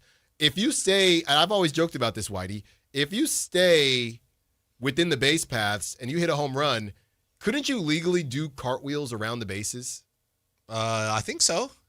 There's no rules. And that's why it always came to. They probably do on the Savannah Bananas. Oh, they definitely, nights. backflips, actually. Backflips. Okay. But, that's why the guardrails were in place of the unspoken rules. That's how we'll handle it. Now that there's been a changing of the guard and it's let the kids play and have fun, I don't really think there are rules like that. You know, it would have to be real bad blood for somebody to do that, but it would be more so about the bad blood than the actual celebration, or if there was chirping around the base paths, like legitimately talking to the pitcher, but just the antics outside of it. This is the same thing I showed you guys, what was it, a week ago? That kid who hit the home run, he was, 12 years old, whatever, and he throws the bat, and the bat almost hits him in the face, and he slaps it away. I posted it, and I said, look, man, we can live in a world where, because as soon as I said this was a little much, I thought it was a walk-off, and it wasn't, everybody comes jumping on me. You hate fun, let the kids play, blah, blah, blah, blah, blah. I look at it like this. But that's very true. I look at it like this, Whitey. Sometimes I like ketchup on my burger, right? That doesn't mean I want it drenched. And just because I don't want it drenched doesn't mean I don't like ketchup on my burger. So just because I thought that kid did too much doesn't mean I hate fun, doesn't mean I hate bat flips, doesn't mean any of that. It's just in specific situations, you're allowed to have a line. And it's become this thing where we have to protect kids having fun at any point in time. So there is no line anymore. And I do think there's a difference between major leaguers and little leaguers doing it. It just was a lot to me. That doesn't mean I don't like bat flips. It just was a lot. I think there's a key factor in all that, in my opinion, gets lost. And getting back to why this is happening now in baseball when it didn't used to, I think there's two things. One is, as you say, people realize this is fun. It's good for the game. People like it. But the other thing is they have rules now where umpires will throw you out. If they think that a pitcher throws to somebody, they can throw somebody out, and they will. Right. And before it was, they'll give you a little more leeway. You had to have a warning and all that. Now it's like, hey, you're gone. So that's changed. But what's lost to me is that some of these unwritten rules, they weren't all great. Some of them were really dumb.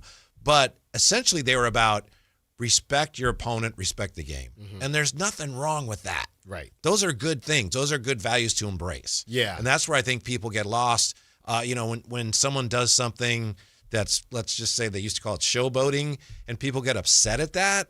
Oh, you just hate fun. No, some people just still think there should be more respect for your opponent and for the game. Yeah. And that's not a bad thing, but it's just not very fashionable. Well, and I think the other thing is there's a difference between I thought that was a lot and this is terrible, right? I can think something is a lot and it doesn't offend me. Yeah. Hey, that kid did a lot. I mean, Murakami looked at it. Did I think it was a little much? Yeah, but am I mad at the kid? Am I mad at Murakami? No. I mean, he stood there for a long time. But to be fair, it was a tape measure shot. I mean, he got it. I think one of the White Sox announcers said, he hit that over the berm. Yeah, which he did. He did it. No, he did. Because that'd be back where Dinger's baseball field is. That'd be a tank. Right. He'd hit the Toyota. They're always giving away the Toyota. Yeah. He almost hit the Toyota. So I don't know why. It's almost, I get it because I am in the camp of bat flipping and having fun in the World Baseball Classic. That line has moved because now you can hit a home run, flip a bat. It's not disrespectful because you guys can do it too, and we're not going to raise a stink. Everybody does it now. Yeah. It's accepted. Right. And some pitchers have celebrations as well, too, and they have Your guy Mad Bum wouldn't like it. Well, Mad Bum, that's the thing. I am a Giants fan. I couldn't stand how Mad Bum acted. You gave up the ding-dong Donkey Kong. You gave up the splash hit. You don't tell somebody what to do. Now, that's different, him as a pitcher and us as fans. We're allowed to have opinions, and it doesn't shape, I get it, it's sports, and it's sports debating, and I understand that. But it doesn't mean that because Allen didn't like one thing that happened or Allen thought that one thing was too much, he gets thrown in the bucket. Karen Stiles won't let the kids just play or fish. Well, I'd rather that kid bat flip like that than fish illegally. That's from Logical Raptors Fanatic. And I saw an e-bike today. I mean, the dude was probably 27. Had the biggest smile on his face. I passed him in my car, Whitey. I'm thinking, get off that dang e-bike. Get off of it. There you go.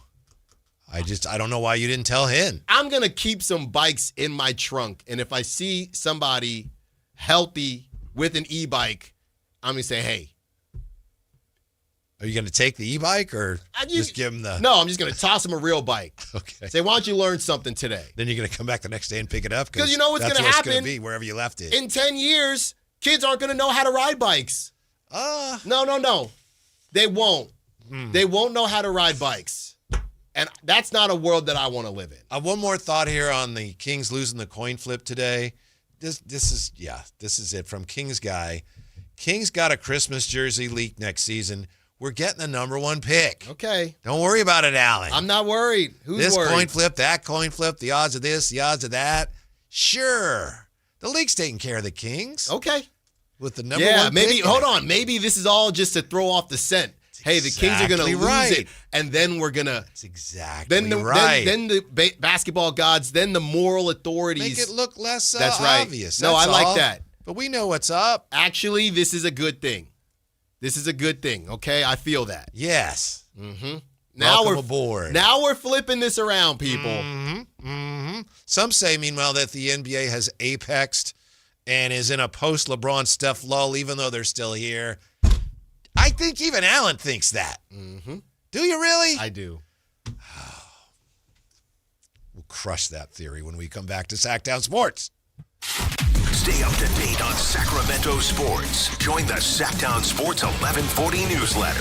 Visit SactownSports.com. You bought an RV, and you got an automatic discount from Progressive by bundling it with your home or auto insurance. That's great, but a serious word of warning every RVer should heed. You don't need to talk about things like dry weight or dump stations. And you don't need one of those expensive water filter straws either. Because the most extreme thing most RVers encounter is a campsite without hookups. So just enjoy yourself and Progressive's automatic discount when you bundle your RV, boat, or motorcycle with your home or auto insurance. Progressive Casualty Insurance Company and affiliates. Not available in all states or situations. Workdays can be unpredictable, but your workwear shouldn't be. With a Cintas Apparel Plus program, you'll have freshly laundered garments for everyone on your team delivered every week. Cintas has workwear for just about any job imaginable, with high-performance fabrics and an uncompromising fit that stretches and moves with you. Don't leave looking and feeling good to chance. Visit Cintas.com. Oh, I'm ready! And get ready for the workday. If you don't care about saving 50% off your wireless bill for the same 5G coverage the big guys are charging a fortune for, maybe you care about keeping jobs in America. Pure Talk does. They've pledged to run their entire operation from this country, including all their customer service. Or maybe you care about our nation's veterans. Pure Talk does. They've donated hundreds of thousands of dollars to America's Warrior Partnership, a fantastic organization working hard to prevent veteran suicide. Or maybe you care about closing America's skills gap. Pure Talk does. They're a proud supporter of MicroWorks. They're helping my foundation train the next generation of skilled workers. Don't get me wrong. Saving money's great, and you'll save plenty with Pure Talk. But if you want to be in business with people who share your values, dial pound 250. Say micro, and switch to an American wireless company that actually stands for something. Pure Talk. Is the volatility of the stock market driving you crazy? Is your retirement account sinking, yet you're getting older and you're starting to worry about, will I have enough for retirement? What about the money in the bank? These banks pay nothing these days. How do we get growth to get to retirement account? It's simple. Move into gold and silver. Want to know how to do it? Listen to my show, Striking Gold, with me, Kenny Michaels. If you're serious about getting better at golf, start with the fit. At Hagen Oaks, everything begins with Total Game Fitting. The TrackMan Player Performance Studio analyzes your swing to match you with the right clubs. Ping's Ballnamic Fitting helps you find the golf ball for your game. The Hagen Oaks Putter Fitting Studio helps you roll it true. And with FootJoy's 3D foot scanner, you'll walk the course in shoes that actually fit. From driver to putter and even what's on your feet, Hagen Oaks fits every part of your game. Total Game Fitting, only at the Hagen Oaks Golf Super Shop, Fulton Avenue at Business 80.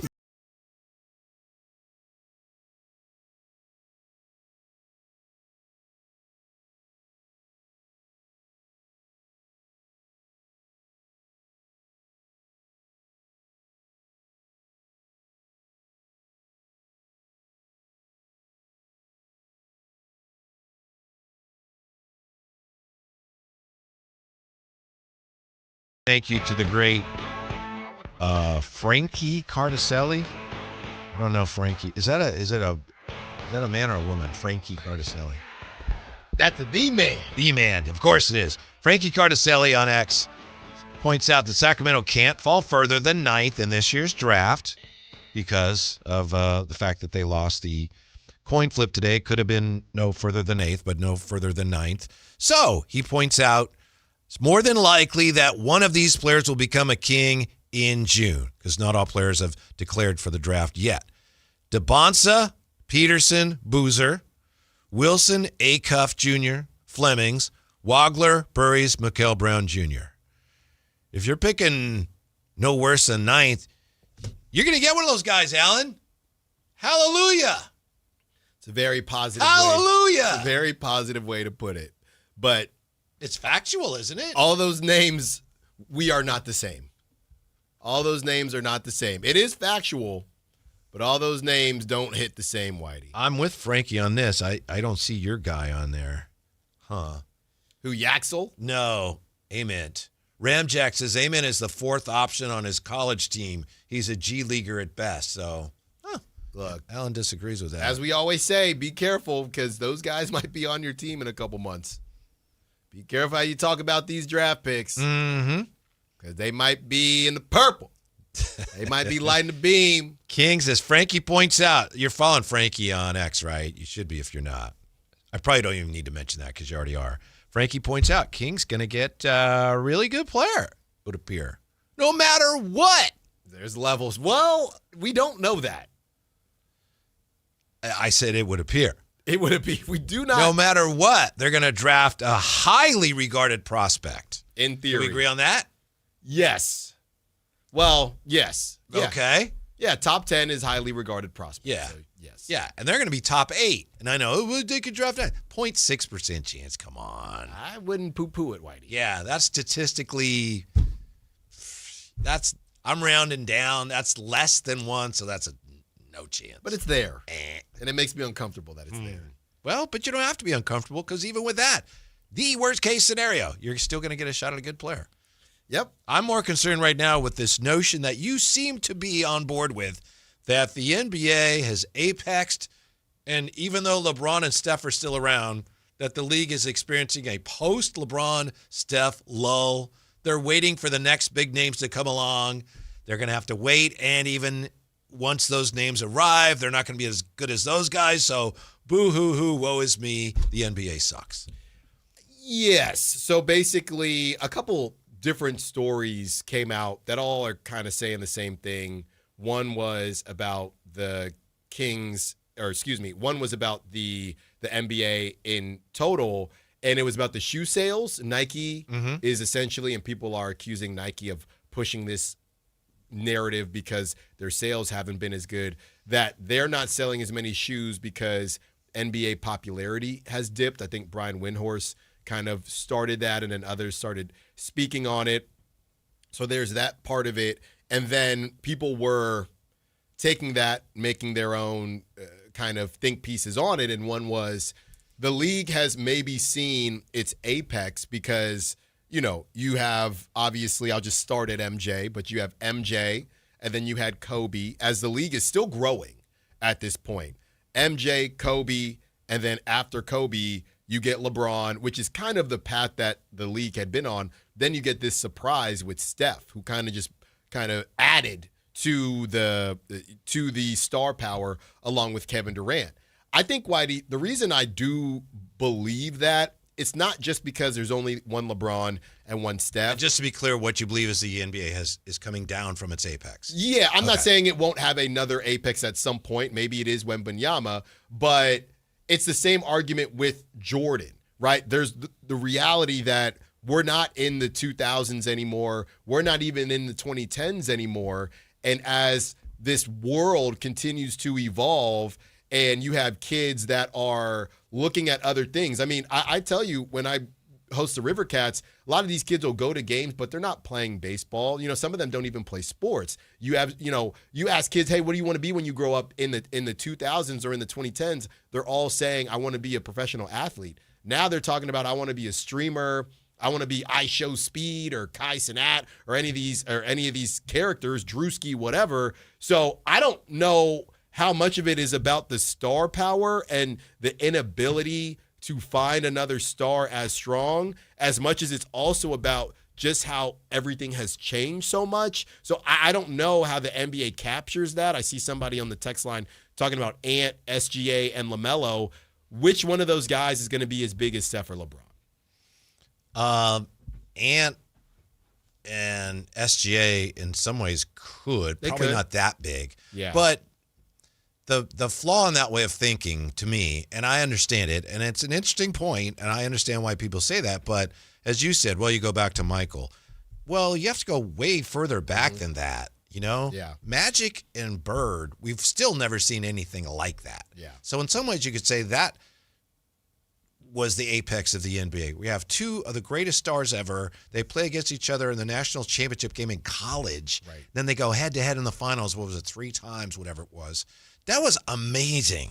We'll never see anything like that. But we've still seen things that are just as spectacular in the NBA. Right. Yeah. And Wemby he's unlike anything we've ever seen. Maybe he won't have the Q factor of LeBron or Steph. And like I said, Steph's kind of an anomaly. It's like, where did that come from? Yeah. Yeah. And yet he changed the game. I think the league's in good hands. And when Michael left, I think you and I have talked about this. When Michael left the first time, a lot of shows like this, we're talking about, well, who's the next Michael Jordan? Is it Sean Kemp? I remember his name came up. Well, no, there isn't one. So there's not going to be another LeBron. There's not going to be another Steph. But there's going to be someone. At some point, someone that we can't even imagine now. It's like, oh, my goodness. What concerns me more than that, I understand that's a concern. I think we'll be okay, but I get it. To me, a bigger concern is if you go back to Michael Jordan and Magic and Bird, players used to really want to win. They wanted their teams to win. And now I think players, and it's cultural, are more about, we need to win for my legacy. Mm-hmm. And I think something's lost there. Like I go back to when Boston just won when they beat Dallas. And I don't mean to be critical of them, but I couldn't help but notice was when they won, you had Jason Tatum saying, I did it. I mean, I think he may have literally said. I think he said we did it. Did he? I think it was we did it. Okay. But there was a lot of. Yeah. Yeah. And I understand. That's fine. I'm just saying things are trending more that way. And I think you were, kind of touched on that when you said, kids now want to be influencers. By the way, some of that I think is probably healthier. Maybe kids are just smarter now. When we were kids, and I know you were an outstanding athlete, but we were so stupid. I'm going to play center field for the Giants. And now kids realize, I can't do that. They're just smarter than we were. You think parents are being more realistic? Because I've always joked about this. Like, if your kid came to you, hey, because even, I got 2 girls, but even WNBA, they're not small. No. You know what I mean? You can find a 5'9" point guard, but Haley Van Lith was Team US, all this stuff. She can't get any type of time. She's like 5'8" or something. So I've always wondered, parents growing up, hey, you can do anything you want. Do you think maybe there's a new level of parenting when you say, look, man, this is realistic, you know what I mean? And maybe that's part of it. Parents aren't as blindly saying, be whatever you want to be, Jimmy. They're more realistic as well. I don't know. I almost think the best approach for a parent, and I don't know that I would have done this, but if you have a child and they want to do something that's really tough to achieve, you're better off telling them, nah, you can't do it. If that is going to discourage them, that alone, they probably weren't going to do it anyway. Yeah. You need to see, okay, I told them they probably can't do it. Are they going to try anyway? No, you can't say that to your kid. I know, but I'm just saying that's if there's any chance that they're going to be knocked off that course by someone going, no, you can't do it, you might as well be the first because there's going to be a lot of people that tell them. Yeah. Right. And the people that do this super overachievers are the ones that, I don't care what anybody says, I'm going to do it. Yeah. My point is, people, I don't get it so much anymore, but like young people would ask me, you think I should go into radio? And I got to a point where I'd say, if you have to ask me, probably not. It shouldn't matter what you do. Because it's really hard. Yeah. And if you're like, I'm not sure, there's other people that they're sure. Mm-hmm. You know what I mean? No, I hear you on that. And it's always different because there's a physical aspect in sports that there isn't in other things. There's talent level in everything, right? Regardless of what you're trying to do in life. But, yeah, I do think there is, like, the idea of, like, if my kid said, hey, I want to be a rapper, or I want to be a singer or something like that, I think as long as you're saying, cool, because here's the other thing, Whitey, the idea of, my mom would always say, hey, I have a backup plan, right? Then you would hear some of these athletes say, no, I didn't have a backup plan. Yeah. Maybe their life situation was different than mine and it was only one way out. But there is a part of me that always thought, if my mom didn't, would I have, not to say that I, actually would be playing at Oracle Park now, but if you had a mindset that there is no other option, does that put you in a position where you would train harder than you ever thought possible? If you already have in your mind, well, if this doesn't work out, I'm doing something else, are you ever giving it your all? But conversely, I know some people that got drafted, whether at a high school, specifically at a high school, and they play for 3, 4, 5 years, they finish, and they didn't go to college. And it's not about going to college. They don't have any other skills. Yeah. I'm all in. They gave me, I got drafted late, but it's my chance to do it. And now they're 27 and they gotta, figure it out. Yeah. The other side of the coin you mentioned, you said, well, wait, if I have a fallback, can I ever really be totally dedicated to it? I don't know. But on the other hand, if you fail, even if you're all in, if you don't have that backup plan, you're in a much worse shape. And I think that's the problem. Yeah. When we hear about those stories, you only hear about it if they did it, right? Oh, yeah. There's of all a bunch the people. of people. Yeah. Yes. I didn't have a backup plan. Right. And I don't have a job right now. Yeah. Because I thought it was so funny, and maybe I was a bit cynical with this, but there was a Justin Herbert commercial, and it was him, and he had a picture written, and he was in school, and he said, I'm going to be an NFL quarterback when I grow up. And they're saying, oh, my goodness, how cool is this that Justin Herbert said that and he achieved it? I'm thinking, don't most kids say that? They just don't actually achieve it. So if you just find the one that it actually happened, I guess it is cool. Most of them aren't 6'5" with rifle arms either. That's what I'm saying. So I don't know. I was a bit cynical when I saw that. Like, yeah, it's cool that he actually did it, but every kid dang near says it. Mm-hmm. We'll come back and salute the 11 former Kings who are playoff participants. How many can you name? We find out next. Drive, guys, don't go away. After missing significant time last season, will Domantas Sabonis return to form in 2026? Rehab's going really good. My Wolverine healing powers are starting to kick in, and I feel like I'm ahead of schedule, and I'm just really excited for next season, even though this one just finished. I'll be ready for the start of next season and play at the All-NBA level that everyone here in Sacramento has been used to seeing me play at. Your exclusive home for Kings basketball. Sactown Sports 1140. This is the story of the one. As a safety manager at a manufacturing plant, he does everything he can to keep his coworkers safe.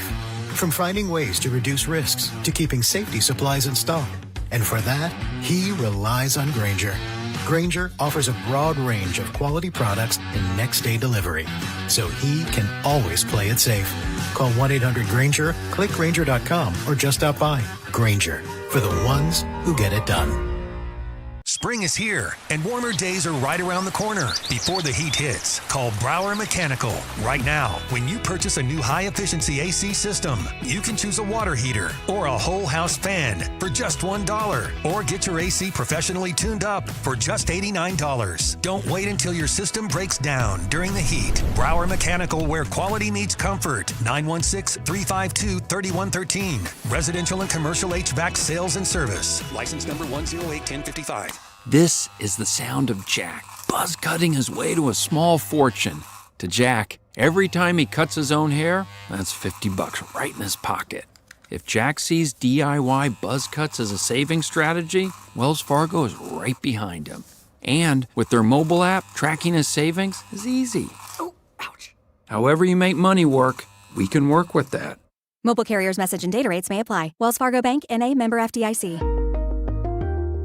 Sacramento Electronic Supply Company, on the eve of America's 250th anniversary, this July 4th, salutes our greatest heroes, the men and women of the United States Armed Forces, who have dedicated and sacrificed to protect our nation through their courage and valor. This message, courtesy of Sacramento Electronic Supply Company, located at 114270 Sunrise Gold Circle in Rancho Cordova, serving Sacramento over 80 years. Distributors of Datacom, telecom security products, and industrial electronic parts and components. Whoa. Okay, this one says you get a free phone if you switch. Hey, this one also says you get a free phone if you switch. Yeah, they all do, hon. Wait. The T-Mobile one says families saved over $3,700 versus the other big guys in the past 5 years. And their experience plans have Netflix included, plus a year of DashPass by DoorDash. Hang on. Let me see that. And a 5-year price guarantee? Oh, yeah, we're switching. That's what I'm talking about. Do we clap now, or...? I'm thinking high-five. At T-Mobile, get savings that keep stacking up. That's value you can feel every day. Switch now at T-Mobile. Savings based on Harris X billing snapshots from Q3 2021 to Q4 2025 among accounts with 3+ voice lines compared to AT&T and Verizon, excluding discounts, credits, and optional charges. See harrisx.com/T-Mobile. Price guarantee on talk, text, and data. Exclusions like taxes and fees apply. See T-Mobile.com. Capital Casino is conveniently located in downtown, 411 16th Street, and has been a part of the greater Sacramento area for over 20 years. They offer the best variety of games in the region in a safe and friendly environment, and there's plenty of parking, all well lit and monitored by security. Come have a great meal at the cafe and restaurant inside. Capital Casino has the best food, the best service, and the best action. But please always remember to gamble responsibly. 1-800-GAMBLER. KHD1 Sacramento, KYMX HD3 Sacramento. From the Power Business Technology Toshiba Studios. This is Sactown Sports 1140.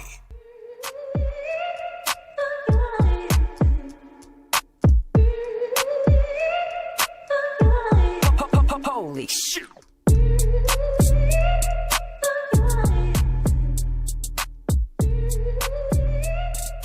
Live and local, it's The Drive Guys. Watch the show on youtube.com/Sactown Sports 1140. Or listen on the Sactown Sports app. Got a couple updates on some things we've been talking about today. I mentioned that Edwin Diaz, a free agent closer that the Dodgers got from the Mets, that they were shutting him down because of loose bodies in his elbow. He's going to undergo surgery, and he's out at least till the All-Star break, Alan. You ever heard loose bodies before? I've heard of that, yeah. Okay. I don't know that I ever have. This sounds like there's something more to it. Loose bodies, typically is like you go in there and you take them out. Right. So that's not to say it doesn't have loose bodies, but it sounds like it might be more than that. Well, they're going to start there. Yeah. But if you're already getting in there, Mm-hmm. might as well check it all out. And the other update I have is we've been talking about the Kings and losing the coin flip and the basketball gods. Maybe I was skeptical that the basketball gods existed, but a few minutes ago, Alan was doing something here in the Papa shot, and he did like the weirdest, like blind spin around head fake I've ever seen, and he shot and the ball hit the ceiling, and it never made it to the basket. And you don't see that a lot in Papa shot, and that was the basketball gods going, what is that? Well, a good jump shot has a lot of arc on it. So sometimes I forget that I'm here. Don't make me go to Ramsey, because Ramsey saw it too. I'm not the only one who saw this. I'm just you saying. have witnesses. No, I'm working on stuff. I'm in the lab. Speaking of being in the lab, Victor Wembanyama was in the lab. He wins the Defensive Player of the Year. He is the youngest player in the history of the league to win the award, Whitey. He got 100 all of the first place votes, okay, total points 500.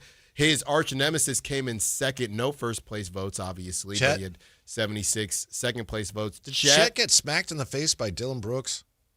I think so. Okay. Yeah, I did see that. So when Wembanyama, Chet, Asar Thompson in third place, Rudy Gobert in fourth place, Scotty Barnes in fifth place, Derek White in sixth place, Cason Wallace, Amen Thompson, Dyson Daniels, OG Anunoby, Jalen Duren.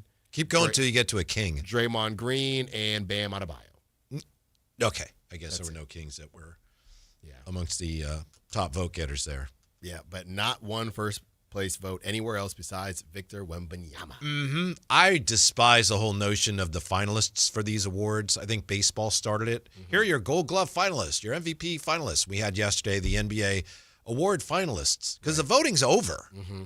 So there's no such thing as a finalist. All they're really saying is these were the top 3 vote getters. Got close. That's not what a finalist is. These guys got close, I guess, to make you feel good about it. Or, well, it's the drive engagement because we don't know who won. Exactly. Right. It's more, propaganda. Yeah. But I liked it better when they just say, here's the winner. Here are the finalists. Mm-hmm. And going back to what we were talking about the star power, it's Victor Wembanyama. Because all the stars that we talked about previously, they all kind of fall into that never seen this before bucket, whether it's, like you said, Magic, what he did as a point guard, Larry Bird, MJ, the way he skywalked. The only one, and then you have LeBron and Steph, the only one that doesn't really fit into that bucket is Kobe. Because Kobe was more so a variant of MJ, right? He's the only one that doesn't fit into the bucket. So the reason I bring that up is because if you look at the guys now and the star power that's out there, I talked about how I thought Greek Freak could have been bigger. Victor Wembanyama, to me, would be next in line just because he is otherworldly. I think the question with him, Whitey, is kind of silly as it sounds, is being the face of the league and not being from the U.S. Yes, exactly. You go back to the very first face of the league, which I think was like George Mikan, Wilt Chamberlain, Bill Russell, Kareem, Magic, Bird, Jordan, Kobe, LeBron, Steph Curry, all Americans. And now we're to the point where some of the very best players, and not just the best players, but players the likes of which we've never seen, like Wembanyama and Jokic, and American fans don't embrace them quite the same way or don't see them the same way. Some of that is because like a guy like Jokic is like, I don't do that. Yeah. Right. But we've never seen a player quite like him. No, but so those are guys that should be maybe, they're the heirs to the throne, but it's like they don't get to sit on that throne. Yeah. Because they're not from this country. Yeah, I'll eliminate Jokic because I just don't think he wants to be a part of it. Fair enough. If Shea is another weird one. We've talked about Shea before. That's close enough, though. Yeah. Canada. No, I know. I'm just saying he hasn't Ant is bigger than Shea to me. I think Ant is more popular than Shea. You have to fit into a certain bucket, and Shea is neither otherworldly or like a kind of unique personality. I think that's Shea's problem. Yeah. He's got swag, don't get me wrong, but he's also about his teammates. Yeah. But Ant, we know, has the personality, even though he hasn't won a lot yet. He's won a lot, but hasn't gotten to the finals or anything like that. And then you have Wembanyama, who I think if they don't cash in on Wembanyama, then I think you do have a problem. Yeah.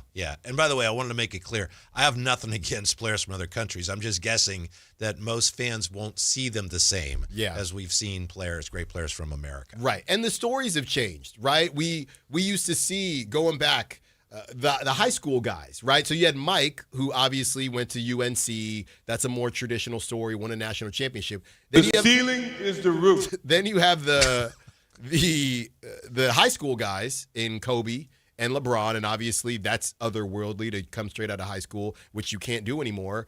And then Steph is Steph, and KD. KD, again, another guy they called him a unicorn, right? Or he named Porzingis a unicorn, but KD was the first one that we saw at that size with a handle like that. So I think based on my math and my science, Victor Wembanyama is next in line to be something like that. Aren't we more likely to see guys that embrace the stardom because you have generations now that are growing up and you're on camera all the time? Yes. Your whole life almost? Right. Yeah, I agree with that. The other part of it too, though, is, as we've discussed, it's a money aspect as well. Early on, Mike and Kobe, they were making money, but the media aspect was truly another avenue to make just a different level of money.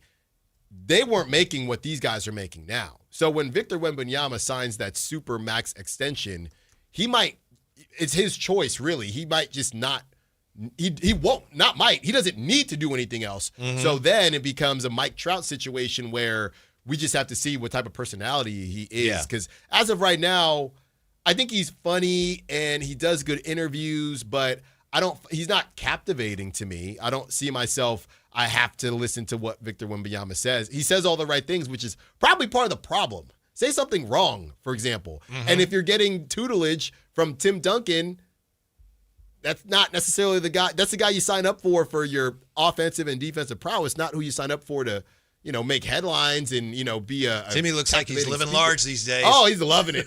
Even he had the shirt on. They all had the shirts on. It's a great time in San Antonio. They were out tailgating the city. They were out in the city, Whitey, from 9 a.m., and the game was not till 5 or something like that. So they're having a great time. Does anybody else care, though? Mm-hmm. That's the problem. Yeah. Meanwhile, in Portland, when the series goes back there will be no T-shirts. We talked about this Friday. Yeah. The co-owner of the Blazers said, we're doing something else other than T-shirts, but the team hasn't said what that is. The Blazers, did you see this, Alan? We were speculating on Friday that this maybe they weren't handing out the T-shirts because it was a cost-cutting measure. Yeah. The Blazers will not send two-way players to road games. And according to Sports Illustrated, the Blazers are cracking down on extra hotel costs. It was reported last week Blazers staff members were seen in the lobby because they'd been asked to check out early to avoid any late checkout fees. Come on, man. Like, what are we doing? Saving money, that's what we're doing. You can't be broke boy owner. Nobody likes broke boy owner. Don't do that. The two-way thing is crazy. We're going to pay Tiago Splitter if we bring him back $8.50 an hour. Seriously.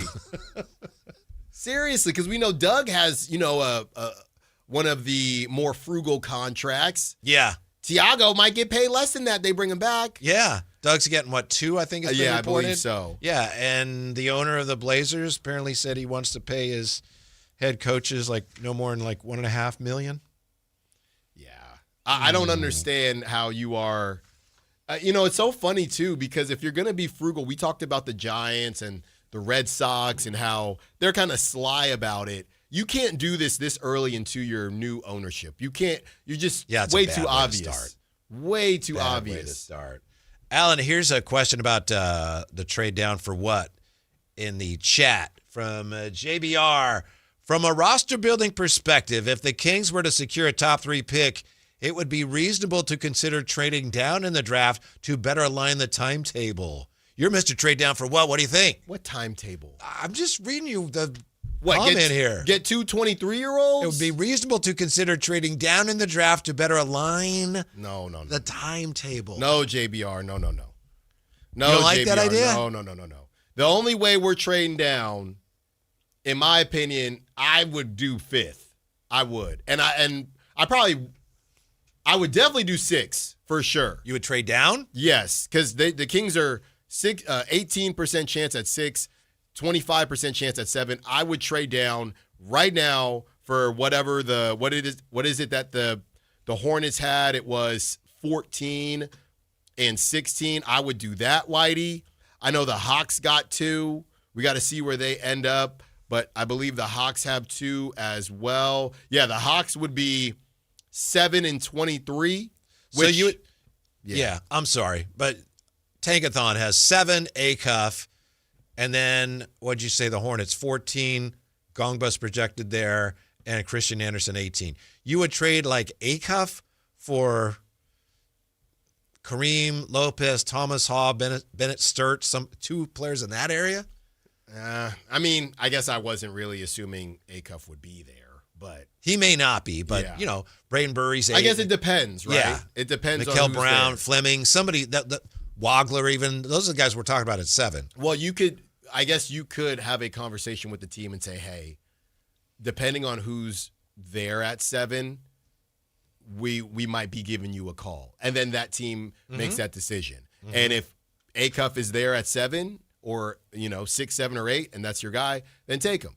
If it's Kingston Fleming's there at 7, and you're thinking, I'd rather get 2 pieces, 2-piece, no thighs, Whitey. Extra crispy, wings, okay, hot. What sides do you want? Hot, give me mac and cheese, side, and we'll do potato salad. That's what we do for the sides. Mm-hmm. I still can't believe that when you go there that mashed potatoes and gravy are 2 separate things. When you go where? KFC. What do you mean it's 2 separate things? Wait, what? Yeah, it's mashed potato. What side do you want? Mashed potatoes and gravy? Well, it's 2 different things. I think that's the way it was. You got to add the gravy? Yeah. It's how? Why? You mean there are people that I don't want any of that gravy? I mean, I'm not huge on gravy. All right. Okay. But I Live and don't learn. like when it's doused, just like the ketchup in the burger. I douse stuff, not gravy. All right. We were talking last week about former Kings in the playoffs, and Sports Illustrated, SI.com, came up with the definitive list. These 11 former Kings are in the playoffs. Come on. De'Aaron Fox. Keon Ellis. Dennis Schroeder. Let's go. Jake LaRavia. I think we left him off our list. We did. Jonas Valanciunas. Somebody mentioned that to us. Nimi Isketa. Man, top 100 player. Top 100 player who says, by the way, that the player who helped him the most learn the ropes was, of course, Harrison Barnes. There, put on a suit. And Harrison Barnes is on this list. Jordan McLaughlin is on this list. Come on. San Antonio Spurs. Kevin Herterer. And two other guys we left out from the Atlanta Hawks. Buddy Hield. And I can't believe I don't think we mentioned him. Minnesota Timberwolves. Dante DiVincenzo. No, that's a squad. They're giving the Kings business. The business. They're giving them the beat down. Yeah, a little small. This team's a little, but if that were a team. No, that's a good team. Yeah, actually, you got Valanciunas and Keita as your centers. Yep. LaRavia, Barnes. At the power forward spot, you're a little thin. But, you got shooters all over the place. Yeah, you do. Kings last in three-point percentage this season. Yeah, got kind of a glut at guards again. Hey, and now they need more. Got rid of the guards. Now everybody talking about point guard again. Give me Acuff, Wagler. Watching the Spurs last night, and Wemby is just the type of player that I watch because I feel like some of this I've seen before, but some of it I haven't. And sometimes I remember when I saw him here at the Golden One, it's like, this is Ralph Sampson. And not to belittle him and say like, that's all he is. But it's like, okay, I've seen some of this. But then some of the things he does, like it seems that he gets the ball at the foul line, turns around and dunks it. It's like, what? You can't do that. Yeah. I mean, you're 15 feet from the basket. He blocked a shot in game one. He didn't jump. He did not jump. I think it was Drew Holiday, somebody like that. He didn't even jump. I mean, it's a cheat code. He's not, it's one thing to be that big. There are guys that big, but just to move the way he moves. I mean, he's basically Kevin Durant, and we don't know how tall Kevin Durant is because he's always lying. But why are you always lying? Yeah, he's the only man in the world, in the history of the species, to lie about being shorter. He's the only one to do that. Bill Walton did that apparently. Bill Walton did that. Bill Walton was 7 feet tall, but he thought if you're 7 feet tall, you're weird. So he'd always say he's 6'11", according to people that knew him. I can see that. Okay, so. Because he felt like 7 feet tall, I'm not normal. But if I'm 6'11", I'm just big. That's kind of why Kevin Durant does it too, I think. I guess so. Is that it? Yeah. But Wemby, there was a play last night, maybe you saw it, where they're in the half court, and he gets the ball, and he dribbles into the corner and shoots a fall-away three. And just as I'm thinking, my old school brain's like, well, that's a bad shot. Oh, it went in. Yep. It's like, wow. Yep.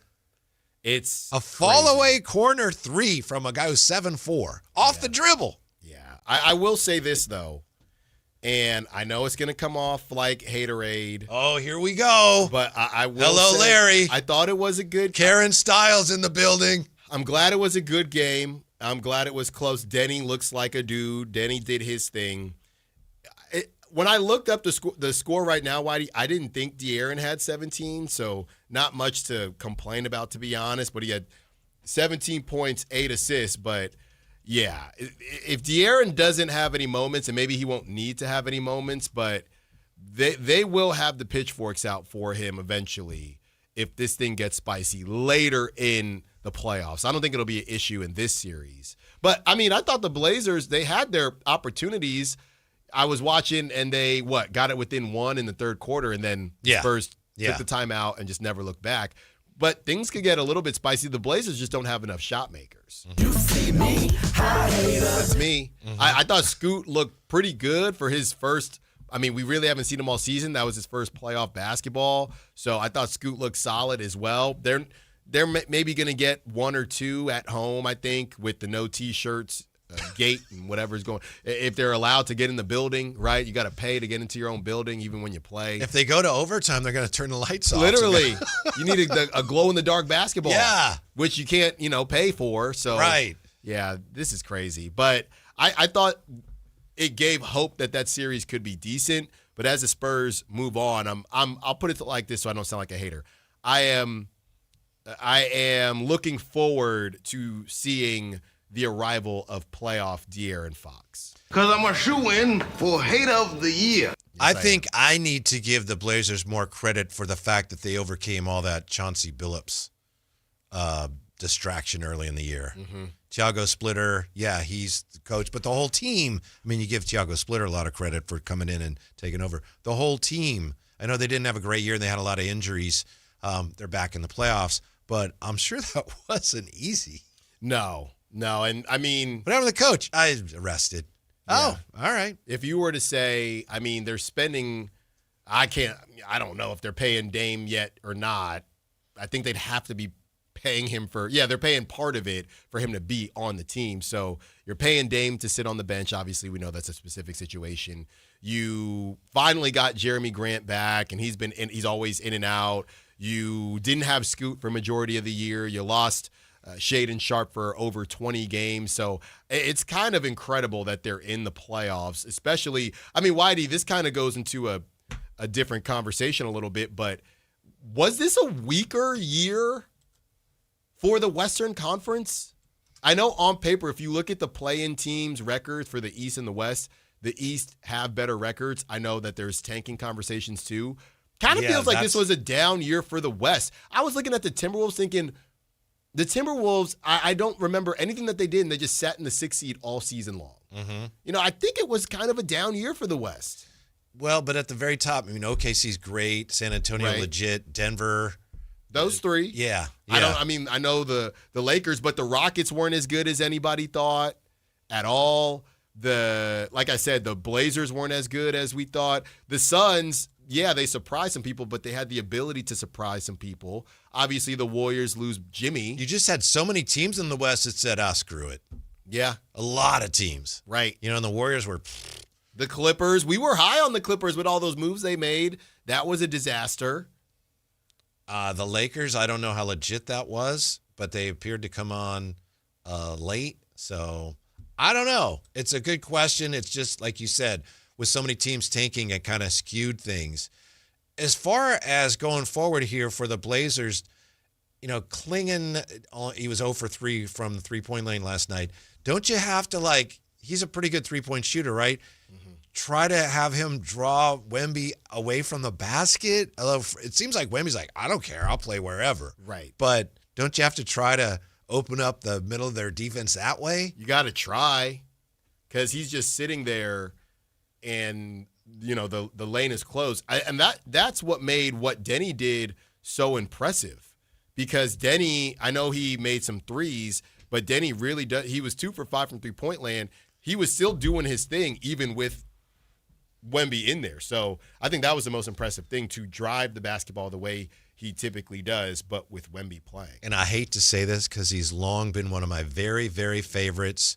Drew Holiday has to play better. And if you really crunch the numbers on him in the postseason, I know, he helped a couple teams win championships, but they need him to be a lot better than he was last night, 4 of 15. Not good. 1 of 7 from three-ball land. They're paying him a lot of money. That's why, let us not forget. I know y'all didn't forget already. The Kings were connected to Drew Holiday at one point, at least on some level. Whitey, did you see the broadcast fixating on Drew Holiday, what he had in his mouth, what looked like when you buy clothes and there's a tag and, that little plastic? I'm glad you're going to tell me, because I saw that and I didn't say anything, but I was wondering what it was. That's what it looked like. That's what it looked like. Oh, we don't know what it was? They did not confirm. Okay. Not that I heard. It looked like when you buy a T-shirt and you pull off the tag and, you chew on that. I don't know what he bought or what was in there. Maybe they finally got their playoff jerseys because they're cheap. I don't know. Yeah. But he was because he was lining up and they're shooting free throws or something, and I could see that kind of reflecting. Yeah. And I was like, what? They were talking about it on the broadcast, and they said there was a player back in the day that played with a toothpick in. I think that might have been baseball they were talking about. But that's the Dusty thing. Baker used to manage with a toothpick. Well, that's different. He's not on the field. That's the thing, Drew.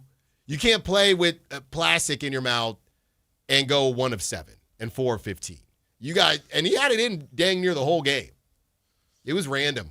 Very you random. You got to try a different piece of plastic because that piece of plastic's no bueno. Yeah, but couldn't you, I mean, I know it's not a toothpick, but what if you go up for a rebound and it like pokes somebody in the eye?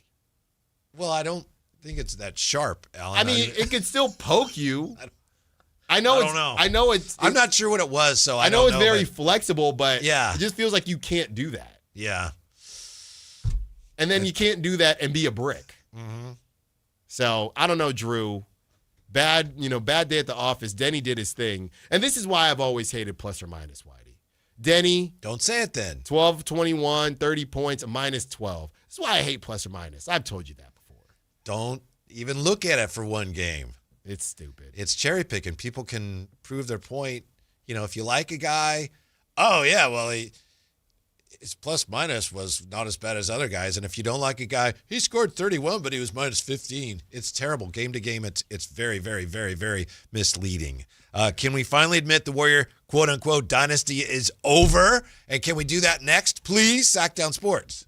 I remember brushing my hair and looking down and thinking, oh my gosh, do I have any hair left? I used to look at women with thick, beautiful hair and think, why doesn't my hair look like that? My thinning hair is making me feel so old. If you want thick, healthy, gorgeous hair, then you need Hair Volume from New Nordic. With clinically proven ingredients like apple extract, biotin, and millet, Hair Volume nourishes your hair follicles to promote thicker, healthier-looking hair. Say goodbye to shedding, thin, and dull hair, and hello to thick, healthy hair with Hair Volume. Since taking Hair Volume, the shedding has all but stopped. Now, instead of being jealous of other women's hair, I have friends who are jealous of mine. My hairdresser couldn't believe the difference in my hair. Now she's using Hair Volume too. Available as a tablet or delicious gummy, Hair Volume is available online at Amazon and NewNordicUSA.com, or find Hair Volume in the hair care aisle at your local CVS. Pump up the volume. Business moves fast. Orders roll in, deadlines close in. When you ship with USPS Ground Advantage, you can keep up with confidence. Every package stays in our secure network from dock to door. And with nationwide reach, dependable tracking, and upfront affordable pricing, you get built-in peace of mind. You run the business. We run the routes. Visit USPS.com/Ground Advantage to learn more. That sound? Yeah, that's not a good sign. Hey, it's Drew Brees. And when your car starts making noises like that, a big repair bill might be coming right at you. But with CarShield, you don't have to fear unexpected breakdowns. CarShield helps protect you from expensive auto repairs. I spent my career making tough calls, but this one is simple. Visit carshield.com now and join the team that's helped millions of drivers save. Coverage varies by plan. View contracts and exclusions at carshield.com. Contractors, remodelers, you now have a great supplier to assist you with your next project. Nova Cabinet and Stone in Sacramento. They are Northern California's best kitchen and bathroom remodeling supply store. Nova has the latest cabinet styles, a great selection of countertops, flooring, bathroom fixtures, and more. Visit their website, InnovaCabinetStone.com. Take advantage of their grand opening special, a $750 in-store credit. Stop by today, Nova Cabinet and Stone in Sacramento. Thunder, feel the thunder. It's the energy all around you. Lightning and the thunder. The thrill of the moments to come. The flash of lights. The rush of pure exhilaration. The roar of the crowd. See it, hear it, feel it. Thunder, feel the thunder. Lightning and the thunder. Thunder Valley Casino Resort. Feel the thunder. Tune in every Thursday, Friday, and Saturday for the Toyota Tahoe Report with Johnny Mosley and me, Elena, bringing you the latest weather conditions up at Tahoe.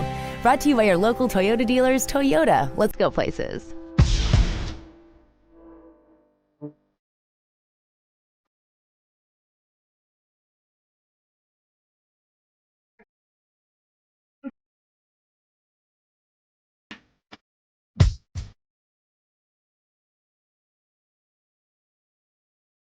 Download the app and listen to The Drive Guys. The Drive Guys with Kevin Gleason and Alan Stiles. On Sactown Sports 1140.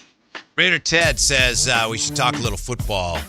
So maybe, we'll touch on something here, Raider Ted, involving a former Raider, former 49er, before we get back to the NBA. Jimmy Garoppolo may retire. Sources say free agent Jimmy Garoppolo is considering hanging him up, Alan. Jimmy G.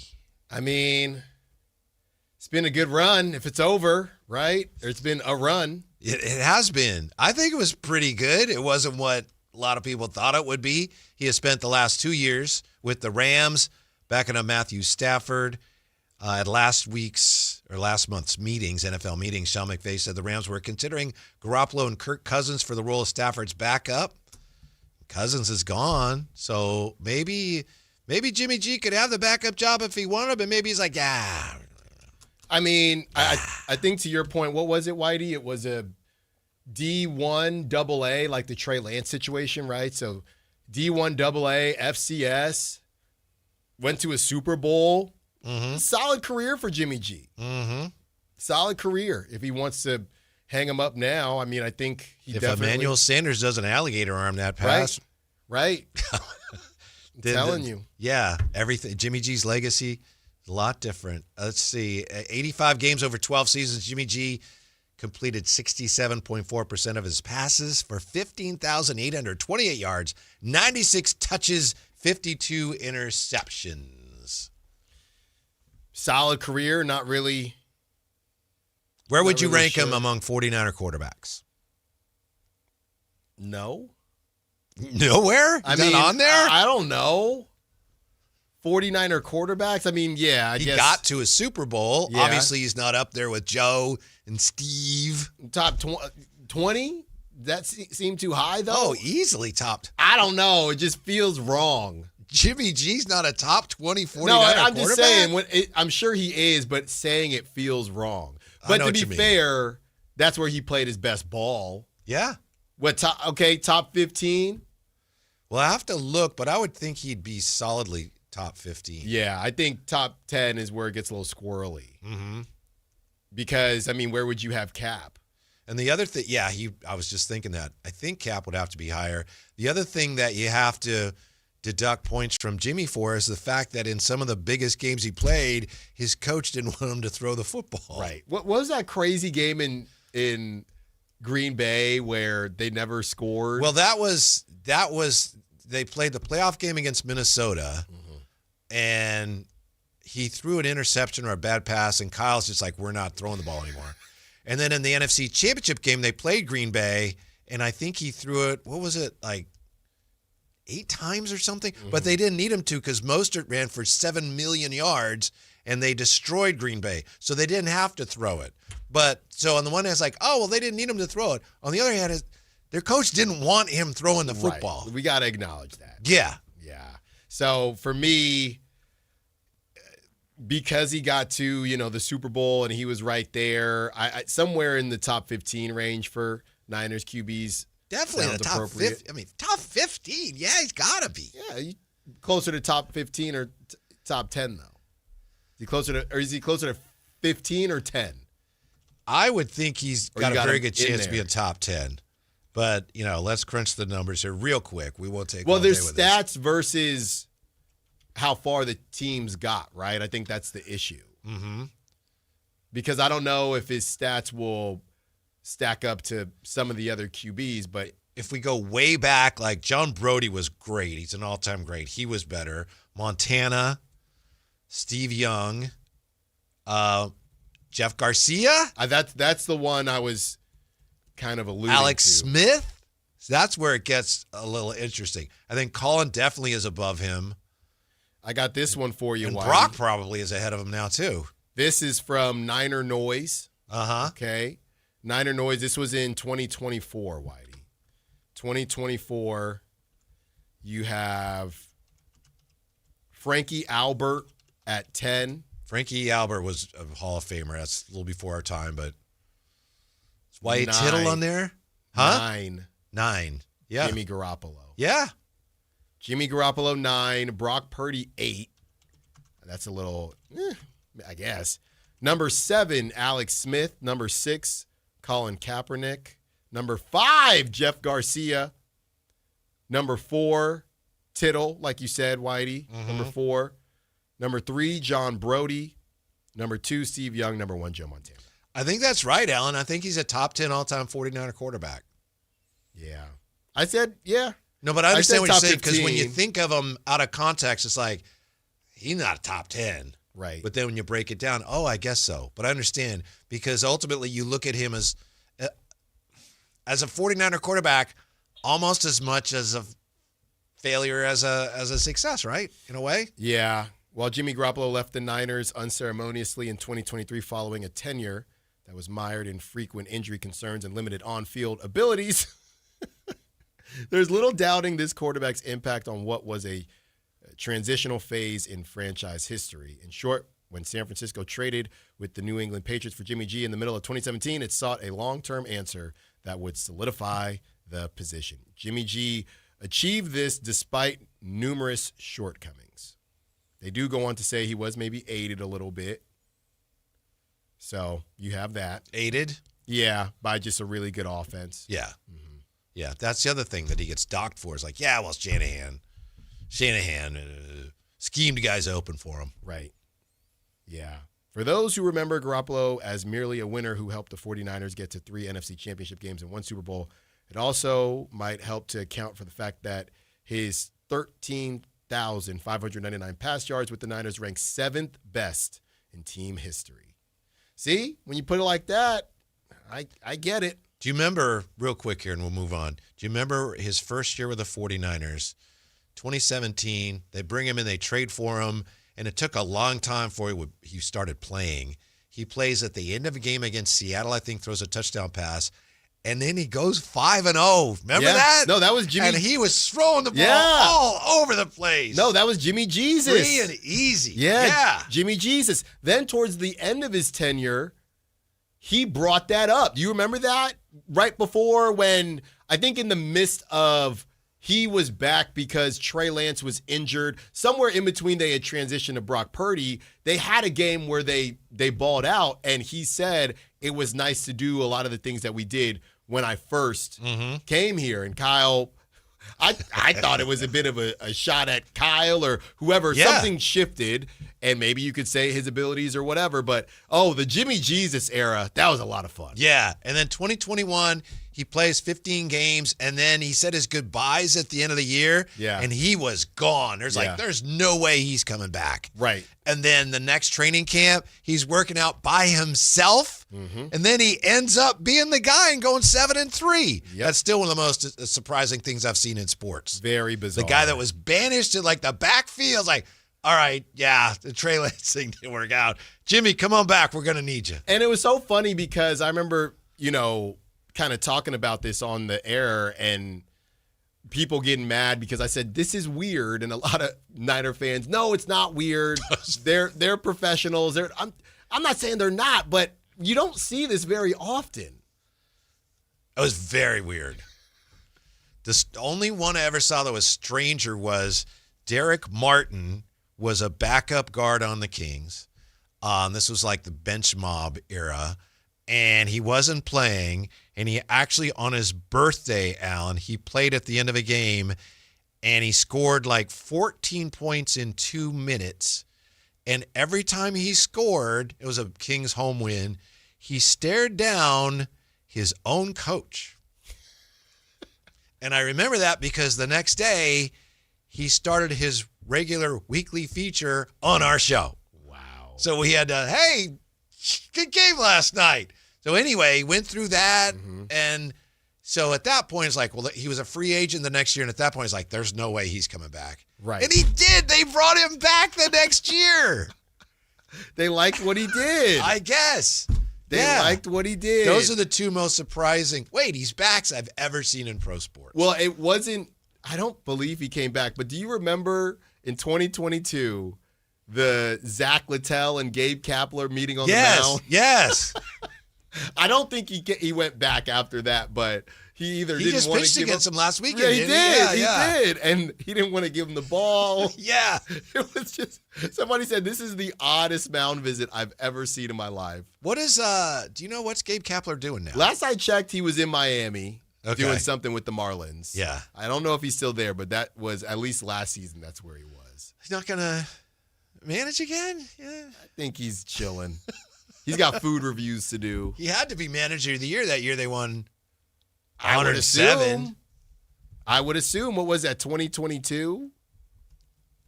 Or 2020? It had to have been 2022. Or 2021. 21, I think. Yeah. He had to be manager of the year. It was Kevin Cash. Or in the American League. And Gabe Kapler. Yes, sir. You know, a lot of people say that. Coach of the year, manager of the year. It's kind of a bad omen. No. Yeah. I mean, we actually ran this on the midday show. There are a lot of coaches that get canned like a year or two after winning Coach of the Year. Mike Brown. Mm-hmm. There was a list of coaches. It's very random. Once you're Coach of the Year, it's like the expectation level's like, all right, you're the best coach in the league. Why didn't we win? Must be your fault. Yeah, you're no longer the Coach of the Year. Yeah. He's now general manager, Gabe Kapler of the Miami Marlins. There you go. Hey, they're coming in this weekend, right? Hey, Gabe. Oh, look out. Do not let Gabe do that to you. Have some pride. Come on. Gabe Kapler leading the Marlins back in Oracle. Woo! You know he's going to be there. Yucking it up with everybody. Talking to Buster. Get him on your podcast. Yeah, I should. When we come back, Niner Nation breathes a huge sigh of relief. Yeah, we got to get to that end of the Warrior Dynasty thing, too. And more in the coin flip when we come back to Sactown Sports. T-Mobile has an exclusive bundle for customers 55 and up. I'm Sarah Bowl. Yeah, I'm Frank Bowl. A reliable network is key for us. And with T-Mobile, it's been wonderful. And going to the 55 plus plan saved us so much money. A lot. And that's important. Trying to keep costs down. The home internet's been perfect. It's fast, it's quick. The setup was so easy, it took less than 15 minutes. It was like, ta-da! If you want simplicity, coverage, reliability, you want the whole package, T-Mobile has it. Right now, T-Mobile customers 55 and up can get 2 phone lines on America's best network, plus America's fastest 5G home internet for just $30 each. $30 per month each line with autopay plus taxes and fees. Minimum age 55. Pricing for home internet rely on 2 lines of Essentials Choice 55. $35 connection charge per line required. Best mobile network and fastest 5G home internet based on analysis by Ookla of Speed Test Intelligence data 2H 2025. All rights reserved. With Popeye's new $6 faves menu, you can get this 3-piece chicken, this 3-piece tenders, this chicken sandwich, or these 2 regular sides for just $6 a piece. I know you can't see what I see, but trust me, those bold Louisiana flavors look so good, you might just have to get them all. Now there's an idea. Love that chicken from Popeyes. Limited time at participating U.S. restaurants. Price may vary. Terms apply. What's up? We're talking to Chad Hoblet of Hoblet Dodge Chrysler Jeep Ram in Woodland. What's happening for the Declaration of Deals sales event? There's nothing more American than a Jeep. And with the Declaration of Deals, now is the time to get your hands on a new Jeep Wrangler Willys when you save up to $9,500 off MSRP. This is the most capable and versatile 4x4 Jeep on the road, and it could be yours. What else do you have? Whatever you want. With our Hoblet Certified Pre-Owned Supercenter, you can find whatever you're looking for. We have over 180 vehicles available and almost 40 under $20,000. Plus, don't discount the award-winning customer service you get with our 5th-generation family dealership. Don't wait. Search, select, and save through our whole inventory at HobletDodge.com. Unbeatable prices, unbeatable selection. Nobody beats Hoblet. Period. $9,500 total net savings on select new 2026 Jeep Wrangler Willys after $5,000 factory rebate and $4,500 dealer discounts. Rebates include $2,500 select inventory bonus cash on select inventory. To this net savings, sample VIN 173077. See dealer for details. Did you try my Colombian tamales? They're delicious. Yes, but the Mexican tamales I brought are better. Colombian tamales wrapped in plantain leaves are unmatched, you know. But the Mexican tamales wrapped in corn husks are the authentic ones. At least we can agree that they taste better with Pepsi. Without a doubt. Can you pass me a straw? You mean a pitillo.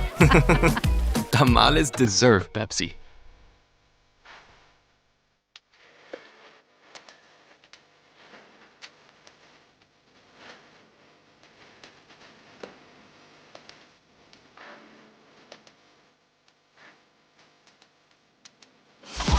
The Drive Guys on Sactown Sports 1140.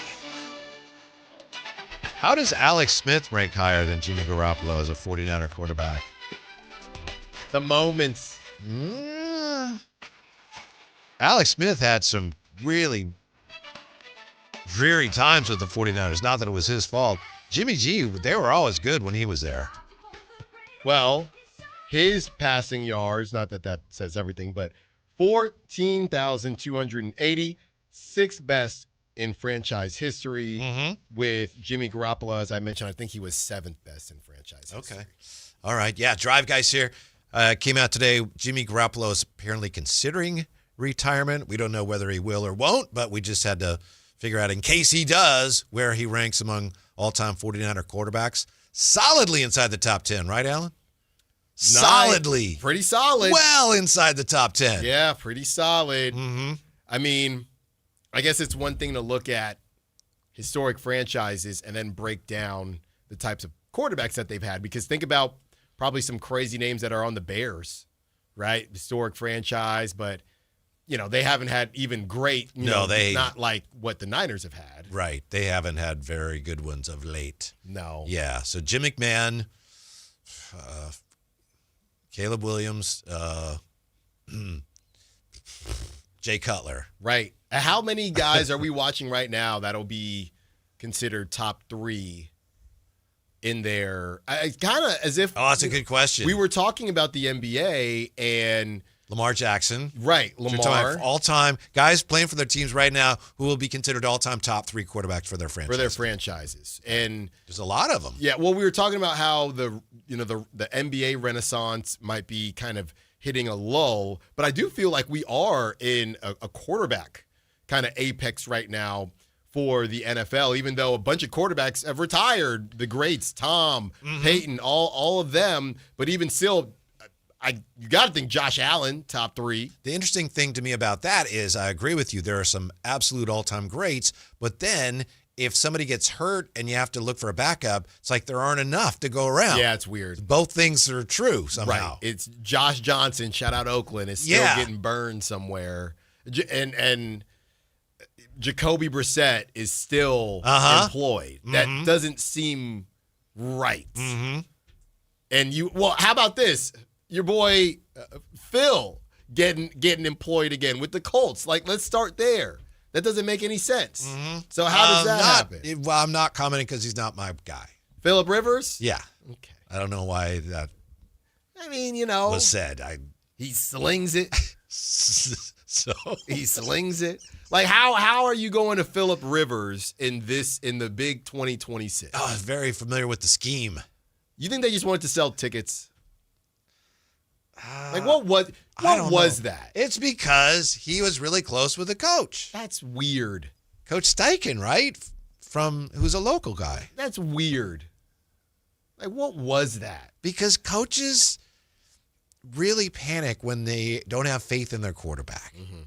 And so, look, Phillip, Phillip's my guy. I'd feel a lot better if we get Phillip because he's a known commodity. He hasn't played in the league in 6 years. Yeah, but I know he knows what he's doing. That broadcast was so funny when they were worried about, I thought he was when he tried to take off. I mean, they literally were laughing in the booth. They couldn't help it. Yeah, but that also, through the back door, comes back around to Jimmy Garoppolo because there was a point you could almost see when it happened. I think it was in that playoff game against Minnesota where Kyle Shanahan suddenly did not have faith in him. Yeah. It's like, if I have no other options, we'll go back to him. And, you could tell in his answers. What about Jimmy Garoppolo? Well, Jimmy's proven he can win in this league. That's the nicest thing he could say about him. Right. And, I mean, it was to the point where they literally traded up. Yes. With allegedly no real clue of who they were going to pick. But they just felt anybody could be better than Jimmy. And they took the one guy, probably arguably in the whole draft, that wasn't. How did that happen? Then had to go back. Hey, Jimmy. Hey, you know what? Yeah. Jimmy, you're up. Hey, come here. Next man up, Jimmy. Let's go. Come over here. Come to the Niners side of the field. Is it just me, or is this NFL draft feeling a little bit underwhelming? I think it's the same as last season outside of one huge, huge difference. Shedeur Sanders. Nobody even talked about Cam Ward. I mean, besides, Kayla and the crew out there in Tennessee. Yeah. Because it was just quiet. Now, I know that's a huge caveat, but if there was no Shedeur Sanders, who at one point we thought he was going in the first round, I know last season, at one point, Raider fans felt, oh no, we lost out on Shedeur because they won too many games, and then Shedeur goes in the 5th or 6th round.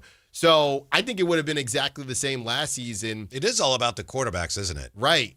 And then this season, there's no drama. Maybe if Dante Moore stayed in the draft, there'd be a little bit more, who are they going to pick? But this year, not only are there not a lot of great quarterbacks to get people excited, just the draft itself, according to those who follow it professionally, is not that great. Right. Benjamin Solak, who was on with us, you can go check that out on YouTube. Yeah, he said, this is just not it. This is just not it. I said it's a top-heavy draft. He said, yeah, you're being nice. That's a nice way to put it. It's a bad draft. He said, Karen, that's a nice way to put it, Karen Stiles. I wonder, is this, is 2026 NFL draft going to be 2027 NBA draft? Is that what we're looking at here? Uh-huh. Yes. Get back in that tank. Why? Get in that tank. You just pointed out that it might be foolhardy to get back in that tank. We don't know, but get back in there. Why, though? You don't have you a got choice. a bad draft, potentially, and you've got lottery reform that may make it so that you're not even going to get the fruits. The fruits are already not that great. Not a great crop. Mm-hmm. It's like Alan, our nectarines last year. We probably should have, culled them so we didn't have as many. I love a good nectarine. Well, these weren't great. They're too small because we had too many. I just like peaches, nectarines. I like them hard. Yeah. Rock hard. Really? I don't like them when they're soft. Not ripe. Are they? You like them when they're not ripe? Yeah, like hard and sour. Oh, really? Yeah. Peaches and nectarines? Yes. Okay. I want it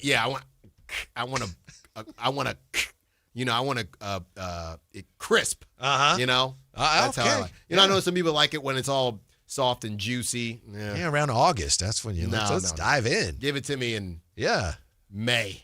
We have pears from a fruitless pear tree, and they're delicious. She doesn't do it anymore. But my wife, when our kiddo was younger, she didn't want to confuse her or anything, so she would say, "You're having apples." Me, I'm kind of a weirdo. Hey, we have to make sure she knows things as I'm with you on early that. as possible. Nothing against your wife, but and she I'm said, with you. And apples, and I said, well, they're pears. She said, yeah, but they're all the same. We just tell them they're apples. So she eats them because she likes apples. I'm like, but they're pears. But now she's about to she turns 3 in 3 days. In 3 days, she turns 3. They're pears now. But I'm like, am I a weirdo?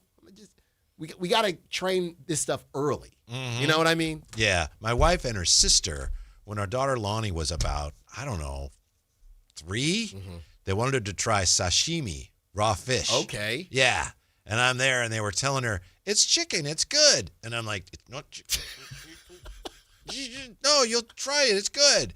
And she puts it in her mouth, and she eats it, and I'm like, busted. I'm like, no, it's not. Right. And she goes, I think I like my chicken cooked.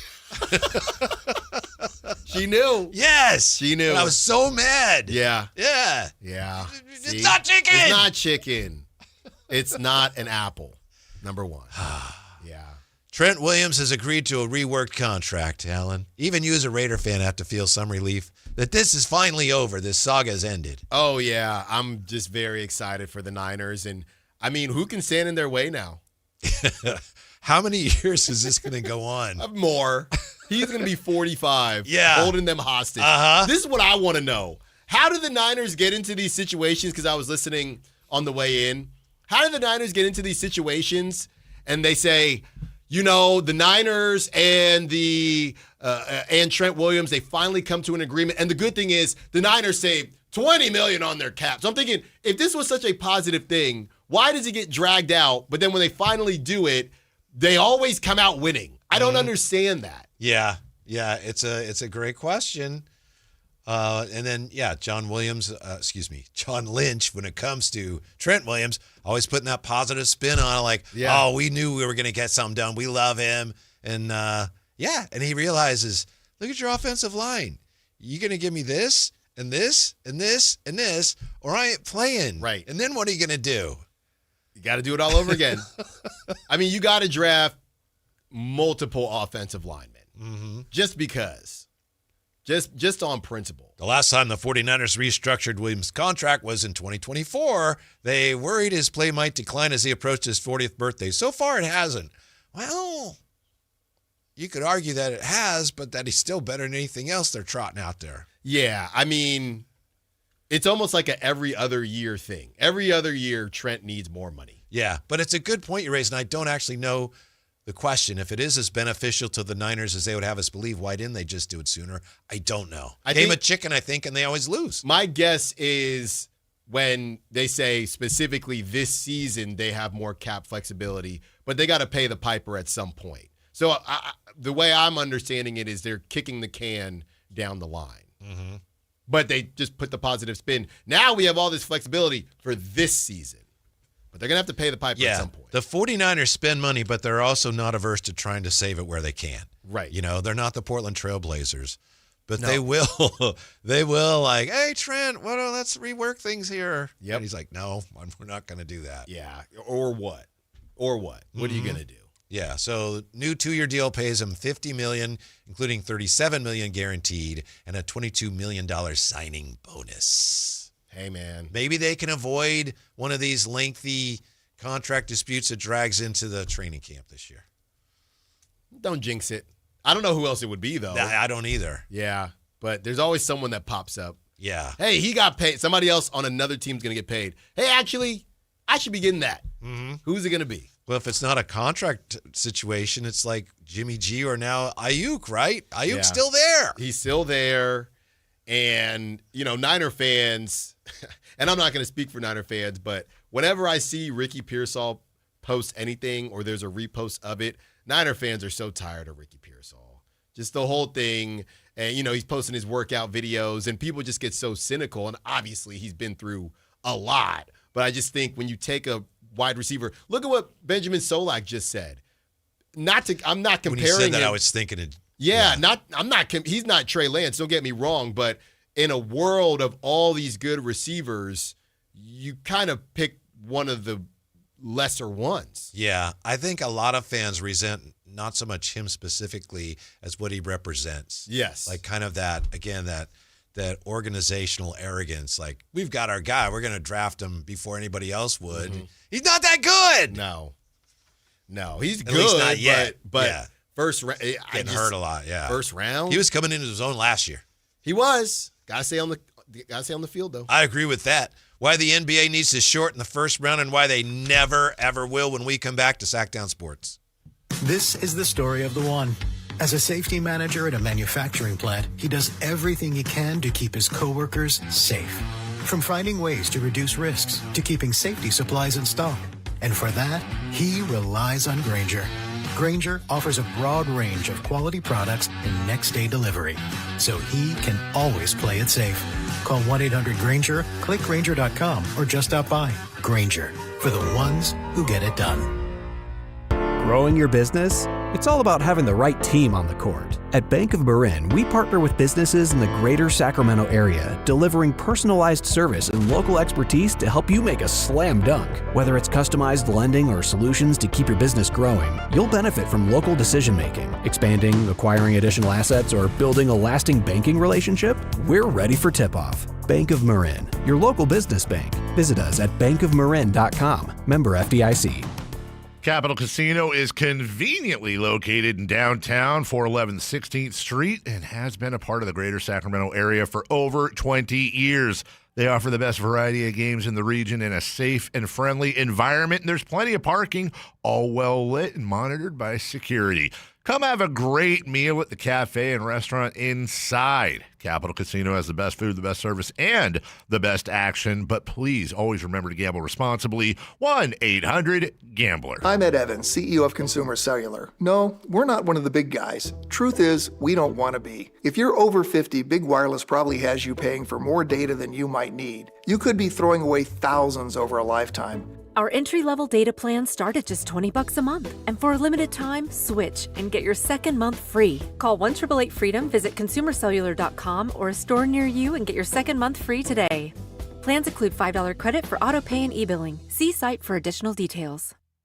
I'm Ed Evans, CEO of Consumer Cellular. No, we're not one of the big guys. Truth is, we don't want to be. If you're over 50, Big Wireless probably has you paying for more data than you might need. You could be throwing away thousands over a lifetime. Our entry-level data plans start at just $20 a month. And for a limited time, switch and get your second month free. Call 1-888-FREEDOM, visit consumercellular.com or a store near you and get your second month free today.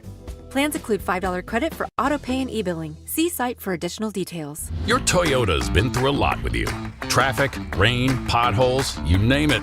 But it keeps showing up, mile after mile. So maybe it's time to give a little back. For a limited time at your local Toyota dealer, get 3 new tires and get the 4th for $1. Because a ride that's always there for you deserves to be taken care of. 3 tires, get the 4th for $1? Go on, treat your Toyota.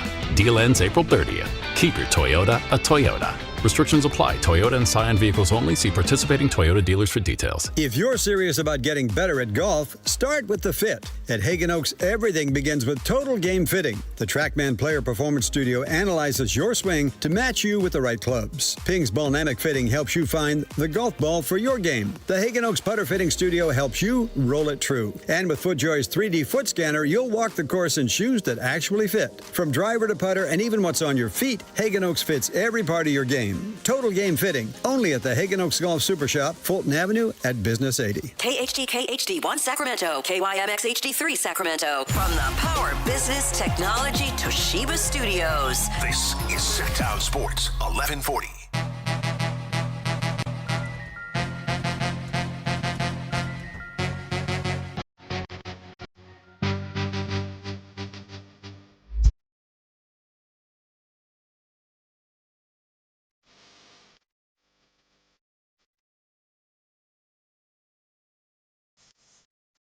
The Drive Guys with Kevin Gleason and Alan Stiles on Sactown Sports 1140. The virtual coin flip went against the Kings today, so the Utah Jazz, they can pick no worse than 8th. The Kings could technically, mathematically, there's a chance they pick 9th. Other than that, the odds for the top few picks remain the same. It's really not that big of a deal, but then you've got some people like Alan Stiles, who, by the way, is coming off a spectacular performance in the Pop-A-Shot. They're saying, well, this is an indication that it's just going to be a rough lottery season for the Kings.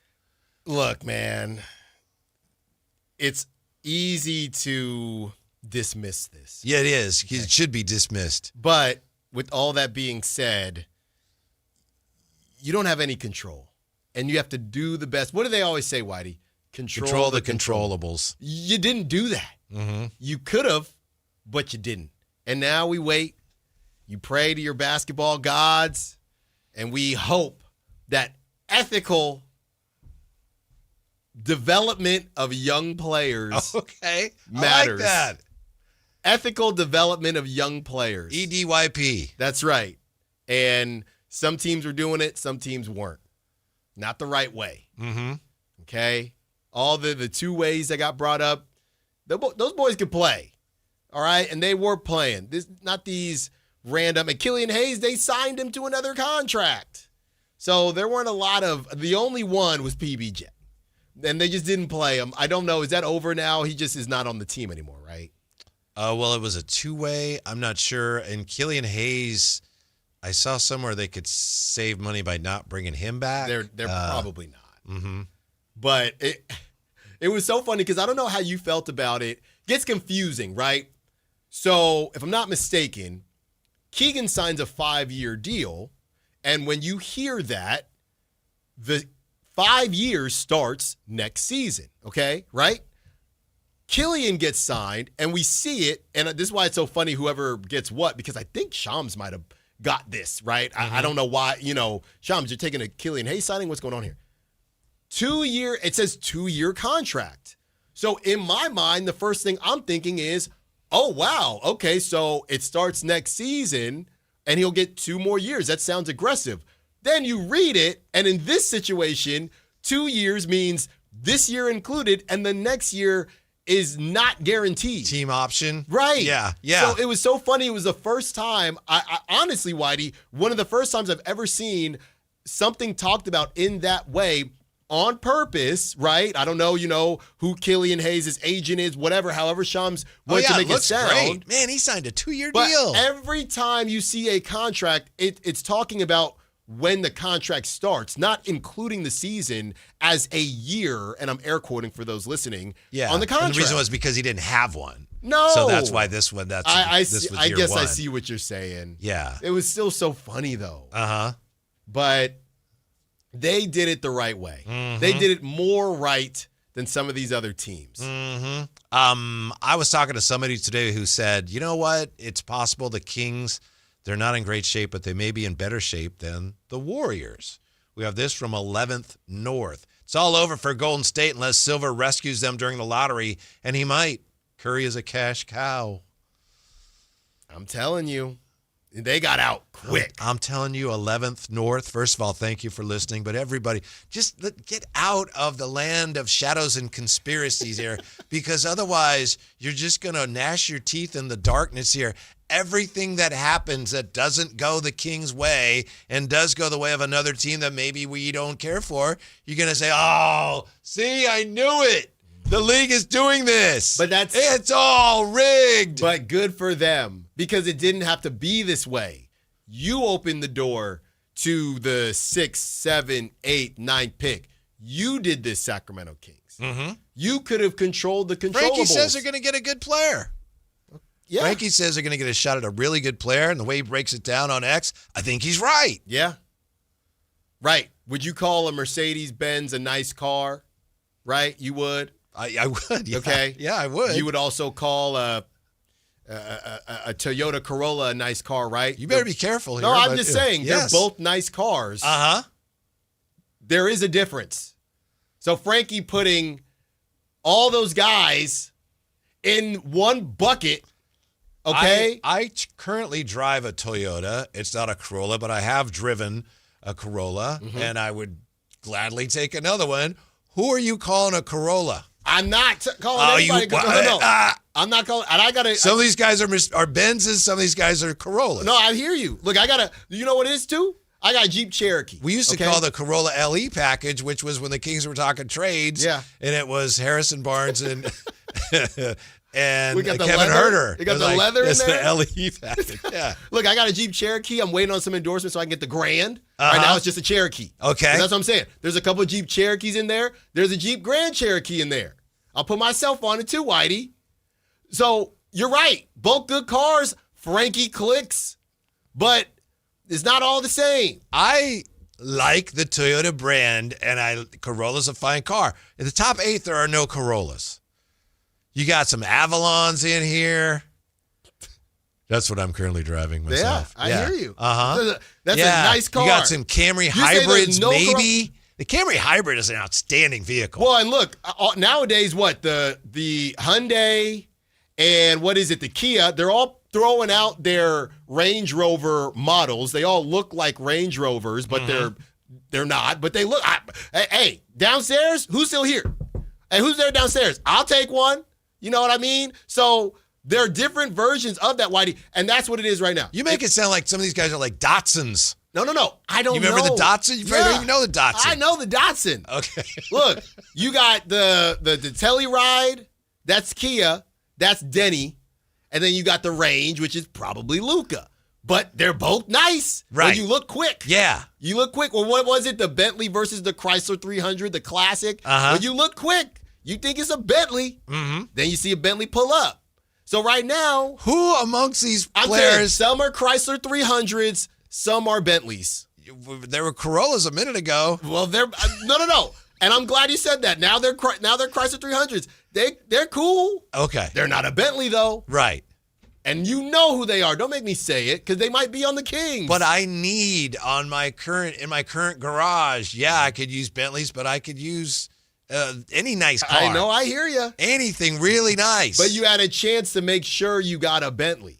No, you didn't. You didn't have a chance to make sure. Well, you can't make sure anything then. I'm not the one. It's Frankie. It's you. It's all this media. I'll give you this. I'm sorry, but Go yeah, ahead. you could have had a top. You could have secured top a five. top 4, right? Or top 5, right? They were always going to have a chance at 5. Yes. So top Correct. 5. Correct. So Yeah. look, You're right. it doesn't matter what you drive as long as you get from point A to point B, and hopefully the Kings can get from point A to point B. Mm-hmm. And we don't know if that's going to happen. If you Point get the B 8th is pick. a long ways away. Now, I hear right you. now. You're going to need a couple cars. You need caravan, Whitey. Mm-hmm. It's not just one. Does the NBA need to shorten the first round, Alan? Yes, now. Will they ever shorten the first round, Alan? No. I don't think so. I mean, I don't either. Maybe 5. I just like the way you said it. I could be a best of 5. I could see 5. I can remember when the first round was a best of 3. The problem with it was you'd have things like the Philadelphia 76ers one year got bounced by the Nets. They lost a best of 3 series. Mm-hmm. And so at the time, it's like, man, Michael Ray Richardson and the Nets, what a great story. But it ruined the rest of the playoffs because Dr. J and the Sixers were out. Yeah. So you got to be careful of that, too. Well, I think that happens in baseball sometimes. Yeah. Where, a team is finding their footing because a lot of times that It team used is, to happen to the Dodgers all the time, Right. and then they started winning the World Series every year. Yeah, and then a lot of times that team is coming off a wild card game. They got some momentum. Yeah. And you blink, you lose the first game. Oh, snap. We're in a tough position. But I don't know, Whitey. How many good games did we see in game? How many good game ones were there? I'll feel differently after game 2 because historically, you know what they say? Oh, a series doesn't start until a game is won on the road, whatever it is. Game ones most of the time are blowouts. Everybody's amped up. Let's see what happens in these game these game 2s. One of my least favorite sayings, by the way. Why? Because, yeah. For example, 1987 World Series, 7-game series, a home team won every game. Right. It didn't happen? What? Right. The series hasn't started. It wasn't a good series. How do you feel now that we're here? How do you feel about good games versus a series extending? Like a 5-game series, every game was close, or a 7-game series with 7 blowouts. Obviously, if I'm the networks or the streaming outlets, I want as many games as I can. But, yeah, give me the good games. Right. That I'm going to get involved. There's so many of the games now. I have them on, but I'm, kind of doing other stuff. Yeah. It was that. Say, Orlando. Hey, Orlando. That was I'm paying fun. attention to this. Right. And even the Blazers gave the Spurs a go. I was starving for anything after that. But a couple years ago when the Lakers got swept, but it was a super entertaining sweep. Every game was close. And everybody will say, no, it was a bad series. They got swept. But it was, if there's a 6-game series with all blowouts, I would take that 4-game sweep with 4 really good games, even if the same team won. So the thinking is, and I mentioned I talked to Jerry Reynolds today. He was on board with this too, and he said this for years because of the mismatches early on in the first rounds where you've got like 1 against 8. Just have a shorter series to get it over with. Yeah, that's kind of where you are. Yeah. Did you see the one that was floating around? It was some version of like a mercy rule. If I did not see that. If the top seed goes 3-0, it's over. Basically, I hate that. It is a mercy rule. So it's like an option route. It can be 7 if you deem it worthy to be 7. If you get one, if you get the first one at home, you extend it. If you tell me why in the world anyone involved with the league would actually go, yeah, let's do that. Right now it's a different version of a 5-game series in a way. The other thing with a 5-game series, I guess, is if by chance the underdog wins one of the first few games. If it's best of 7, it's like, wow. Well, then, Detroit, they got to pay attention to what they're doing. But if it's the best of 5, then it's like, whoa, you're on upset watch right away. Right now. So it's just more compelling. Yeah, which well, that's the thing, right? Games already started for tonight, and if they, are anything like they were in, these last couple games, what is it? I think it's halftime Raptors Cavs 54-48. That is a game that I feel like, that is a series I think could be good. right? I think they'll get one in Toronto. I think that has the bones to be compelling. Nuggets, Timberwolves, I've been saying this forever. The Timberwolves just don't have enough in the play. I don't know how they got to those Western Conference Finals. I truly don't, outside of Ant. And maybe some luck because now they got to face the Nuggets now. But Ant's Ant, so they might get two, but nobody thinks that the Timberwolves are going to win that series. Mm-hmm. Hawks, Knicks, I wanted to think it might be interesting, but I don't think it's going to be interesting. I don't. Yeah, it was a little, well, we'll see. And and if, let's say they get their doors blown off. I would be surprised if the Knicks just mollywop them. If they win in like 5 or 4, I'd be surprised. But and look, they had to move on from only Trey. pizza left in the box. Right. They had to move on from Trey. I understand that. The most overrated player in the NBA. Trey Young?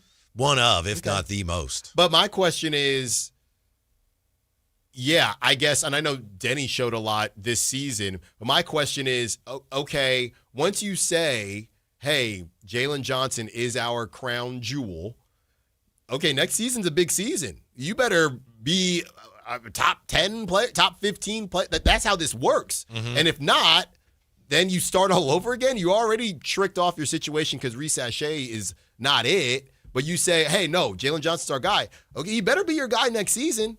Are the Kings better off right now? Are they in a better position than the Warriors? Right now, they're not a better team, but this is about where you go from here. The season's over now for both teams, so it doesn't really matter who's a better team right now. If we're being objective, which is hard to do here, are the Kings, all things considered, in a better position than the Warriors are right now? I don't think it's as obvious as it sounds. The only difference, Whitey, if I'm not mistaken, because that's the whole thing with the Warriors, they didn't want to move their picks, right? Or they haven't gone out and got the biggest fish ever because they didn't want to move their picks to help Steph and Draymond and Jimmy and the crew. I'm actually going to say no, and I'm going to go back to what just happened earlier today with the coin flip, because the Warriors have all their picks, the Kings have all their picks. Mm-hmm. The Kings, the biggest difference between the two teams, the Warriors are going to get a top 12 pick, I think the 11th pick or whatever when they do it. So the Warriors are going to get a top 11, top 12 pick in a good draft. They have all their picks. The Kings have all their picks. If the Warriors do decide to pivot from Steph, we know what that price tag is going to look like. I don't think Jimmy is going to command anything like that. But the only difference, in my opinion, that money is going to come off the books at some point for the Warriors. But really the only difference is that the Kings, and again, the Kings don't have a guaranteed top 5 pick this season. So if the Kings get the 7th pick and the Warriors get the 11th, 12th, and still have Steph to make a decision on, why are the Kings in a better position? Because of Maxime Reynaud? Here's why I think they're in a better position. You got two houses, okay, next to each other. The Kings are the house that they're putting a new roof on. Mm-hmm. And it's expensive, and they're coming across some problems as they do it, but the old roof is off, and they're putting the new roof on. The Warriors are the house, really nice house, and they're still trying to figure out, can we patch this roof? And maybe they can here or there, but the leaks are coming, the roof needs to go, and it's going to be really difficult for them to get rid of the roof they have on now. They have so much invested in it. But there's no future for this roof. The roof has to go, and they're still spending a lot of money and time trying to figure out, how do we keep the roof? This is a great, everyone loves the roof. Everyone drives by and says, oh, look at that roof. Mm-hmm. And there's no way around it. They're going to have to get rid of it, and it's going to be very difficult for them to do that. No, I hear you. And neither one's in a good spot now. Don't No. get me wrong. I'm not saying, look at the Kings, this is great. You don't really, neither one is very desirable. But the Warriors are in a tough one because it's almost like as long as we keep this group together, there's a real ceiling on what we can accomplish. Yeah, I just think that they still have the ejecto button if they did move on from Steph, and the Kings don't have that because, they decided they wanted Zach LaVine and wanted to continue to compete. And they weren't going to get whatever the Warriors would get if they moved Steph. But you have years of competing now. You still might be able to get a Kawhi, like we said. And it also depends on what your expectations are, right? If the Warriors get Kawhi, they're going to the playoffs. But in some ways, he might even make things worse because he's injury prone and older. And yeah, in the short term, okay. Yeah, but that really doesn't make your overall situation any better. Right. We don't know the tanking rules, but in the long term, they're not going to be good. So they'll be back in the tank looking for somebody, or it's not even about tank. It's more so about they're just not going to be good, right? And the Kings next season, hey, either get in the tank or not in the tank. I just don't think the Kings are going to be. I know that I said it was a down year for the West this season, but I don't think that the Kings are going to be able to win a lot of games next season. So it's not going to be a conversation of tank or no tank. They might find themselves back in a familiar spot, 9-10, something like that. But I don't think there's a true tanking decision to be made. They're just not going to win a lot of games. But as far as where the Kings are at, or the Warriors, they have Steph, they have an ejecto button, and the Kings do not. They don't have it. All they have, if you tell me, Whitey, and maybe this is obvious, if the Kings get a top 3 pick on Mother's Day, then I would probably more so agree with you. And I'm not even disagreeing with you. I just don't think the Warriors are as far behind. They're going to compete for a couple more years, and then they're going to do what the Kings are doing now. And they could compete for a couple years, or they could say, hey, Steph, do you want to go to Charlotte now that Charlotte's decent and you can, be with your pops out there and get a treasure chest of whatever back? They get Con Kneppel, they can do whatever and be okay. Yeah. Again, I'm not saying the Kings are in fantastic shape, but I think the Warriors, it's almost like a weekend at Bernie's thing where they're propping up. See that? It's our dynasty, the championship pedigree. And, it's Bernie. It's like, no, it's gone. It's dead. You can cling to it. You can pretend all you want. It ain't coming back with this group. And if that team ever does decide, I guess they'll have to decide at some point we have to rebuild. I mean, then they become, during that period in the Bay Area, irrelevant. No, I know. During that time. Yeah. And they got the brand new San Francisco, arena. Yes. What's interesting, it kind of reminds me, you were saying the roof comparison. It reminded me of my Achilles, right? And in theory, if you hear, you only partially tore something, normally you would think, that's good. I remember when I first did it, I thought in my head, well, maybe it's only kind of partially messed up and it can heal on its own. When I got there and they started, talking to me, they said, no, actually what you did is better because and you had it was completely fully torn, or ruptured. Because if it's partially, then we have to decide, do you kind of heal it back on your own? Do we still go in there? And then it's a little bit tougher to try to fix it. When it's gone, we ain't got no more options. Right. And at least the Kings are gone. Kings is totally torn in the word of a partial tear. Literally. Yeah. So maybe it'll heal. Maybe it'll heal. Maybe it won't.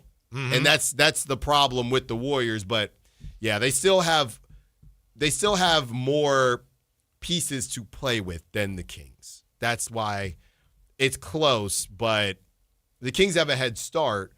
But if you get the 7th pick, that head start ain't that crazy. Yeah, the Kings have a lot of draft picks. That's one thing Monty did well. They're well stocked, and a lot obviously is going to hinge on where this one ends up. Here's a good one. I know I was joking about Yaxel Lendeborg for the Kings, but really a lot of people think he'll end up on the Warriors because he is 23 years old and he's more seasoned. They're probably not going to find anybody there unless they combine it with future picks, which they don't want to do for a Giannis or something like that. If you are Mike Dunleavy Jr., who signed an extension in the dark, did you see that? Very quietly signed an extension at some point this season. Do you do the opposite of that and say, look, we'll find a way to make some trades, but this is a really good draft, and I don't really have a future.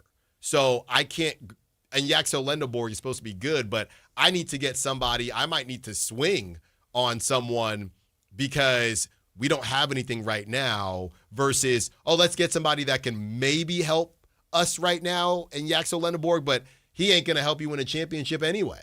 So it's either go swinging and flip or go swinging and see if you end up with another star player. The more I think about it, why would you take Yaxel Lendeborg? He ain't helping you beat the Spurs or the Thunder. Why would you do that? Yeah, that's what's funny about it because the Warriors saw this coming. And when they had the gap year and we all know this and we've talked about it, and you decide to draft James Wiseman and then you get Kuminga because those are going to be the guys that are going to be our pillars going forward. And neither one of them is. And so now what do we do? Good luck. Joe Lacob, according to the book Winning Machine by Ethan Strauss, Joe Lacob has told his staff, this is a few years ago, I'm assuming it still applies, that we don't need to rebuild. We should be good every year. And you had front office people going, that's not how it works. No, right. you have to, no, why can't we be good every year? They're about to find out. Yes. And they tried to be proactive and get out ahead of this inevitability of your stars falling apart because of age and injury, and they whiffed. Yeah, they whiffed. And to be honest with you, the whiff got doubled down when Jimmy went down. Yeah. I think they would have at least been interesting this season, maybe, even with Porzingis. But once Jimmy went down, then it turned into, this thing is really off the rails. Real quick, Whitey, somebody's saying 916. The Kings ejecto button is when Zach LaVine is finally off the payroll. That is an ejecto, but when I say ejecto, I mean you can get draft capital back. So that's why I say Steph is like the Kings. Who can the Warriors get draft capital for? Steph, if they moved him. But the Kings, their ejecto button was De'Aaron. Because, and we've talked about it, this could haunt the Kings because that was their ejecto. They didn't take it, right? They decided to keep plugging away and trying to be in the play-in. Now, Zach will come off the payroll, so don't get me wrong, 916. That does help. Mm-hmm. But that ain't a situation where you're going to get free agents. You're going to have to do the Brooklyn Nets model and, bring some guys in and flip and things like that. So it is a version of the ejecto, but you're not going to get draft capital. Mm-hmm. That's a good point. Speaking of the Nets, congratulations, Jordy Fernandez contract extension. That's right. Giants road trip showed you were right about them no matter what you thought they'd be. Alan will break that down for us when we come back to Sactown Sports. Progressive knows you could have easily taken the freeway, but you took the scenic route to see a waterfall and an oddly busy boiled peanut stand. Discovering the unexpected is exactly why you bought an RV, so protect it with a bundle from Progressive. Because although you may be 3 hours behind schedule, you're 6 jars of jam richer and possibly enrolled in a butter-churning workshop. Switch to Progressive and protect your RV, boat, or motorcycle by bundling with your home or auto insurance. Progressive Casualty Insurance Company affiliates and third-party insurers. Not available in all states or situations. Help DEA keep our communities safe and healthy by participating in National Prescription Drug Take-Back Day, Saturday, April 25th. Take action right in your own home by cleaning out your medicine cabinet of unneeded medications. Keep them safe, clean them out, take them back. Find a collection site near you at DEATakeback.com. Do your part to lower overdose deaths and prevent prescription drug misuse before it starts. That's DEATakeback.com. Breaking news for your home. Wayday. Wayfair's big sale is almost here, and you can score the best deals in home. Like up to 80% off everything home. Yes, you heard that right. 80% off with free shipping on everything. Plus surprise flash deals all Wayday long. We're talking outdoor furniture and essentials, rugs, and more. All at Wayfair, and all up to 80% off during Wayday. Shop Wayfair's Wayday from April 25th through 27th. Wayfair, every style, every home. Pump up the volume. Business moves fast. Orders roll in, deadlines close in. When you ship with USPS Ground Advantage, you can keep up with confidence. Every package stays in our secure network from dock to door. And with nationwide reach, dependable tracking, and upfront affordable pricing, you get built-in peace of mind. You run the business. We run the routes. Visit USPS.com/groundadvantage to learn more. A's fans, the 2026 season is here, and single game tickets are on sale now. Be there for an exciting season, packed with theme days, giveaways, and fireworks nights, including bobbleheads, jerseys, hats, and much more. And getting in is easier than ever. Tickets start at just $8 for select April and May games. From opening day to unforgettable summer nights, there's something for everyone at the ballpark. Get your tickets today at athletics.com/tickets and be part of the excitement this 2026 season. With Popeye's new $6 Faves menu, you can get this 3-piece chicken, this 3-piece tenders, this chicken sandwich, or these 2 regular sides for just $6 a piece. I know you can't see what I see, but trust me, those bold Louisiana flavors look so good, you might just have to get them all. Now there's an idea. Love that chicken from Popeyes. Limited time at participating U.S. restaurants. Price may vary. Terms apply. Capital Casino is conveniently located in downtown, 411 16th Street, and has been a part of the greater Sacramento area for over 20 years. They offer the best variety of games in the region in a safe and friendly environment, and there's plenty of parking, all well lit and monitored by security. Come have a great meal at the cafe and restaurant inside. Capital Casino has the best food, the best service, and the best action, but please always remember to gamble responsibly. 1-800-GAMBLER.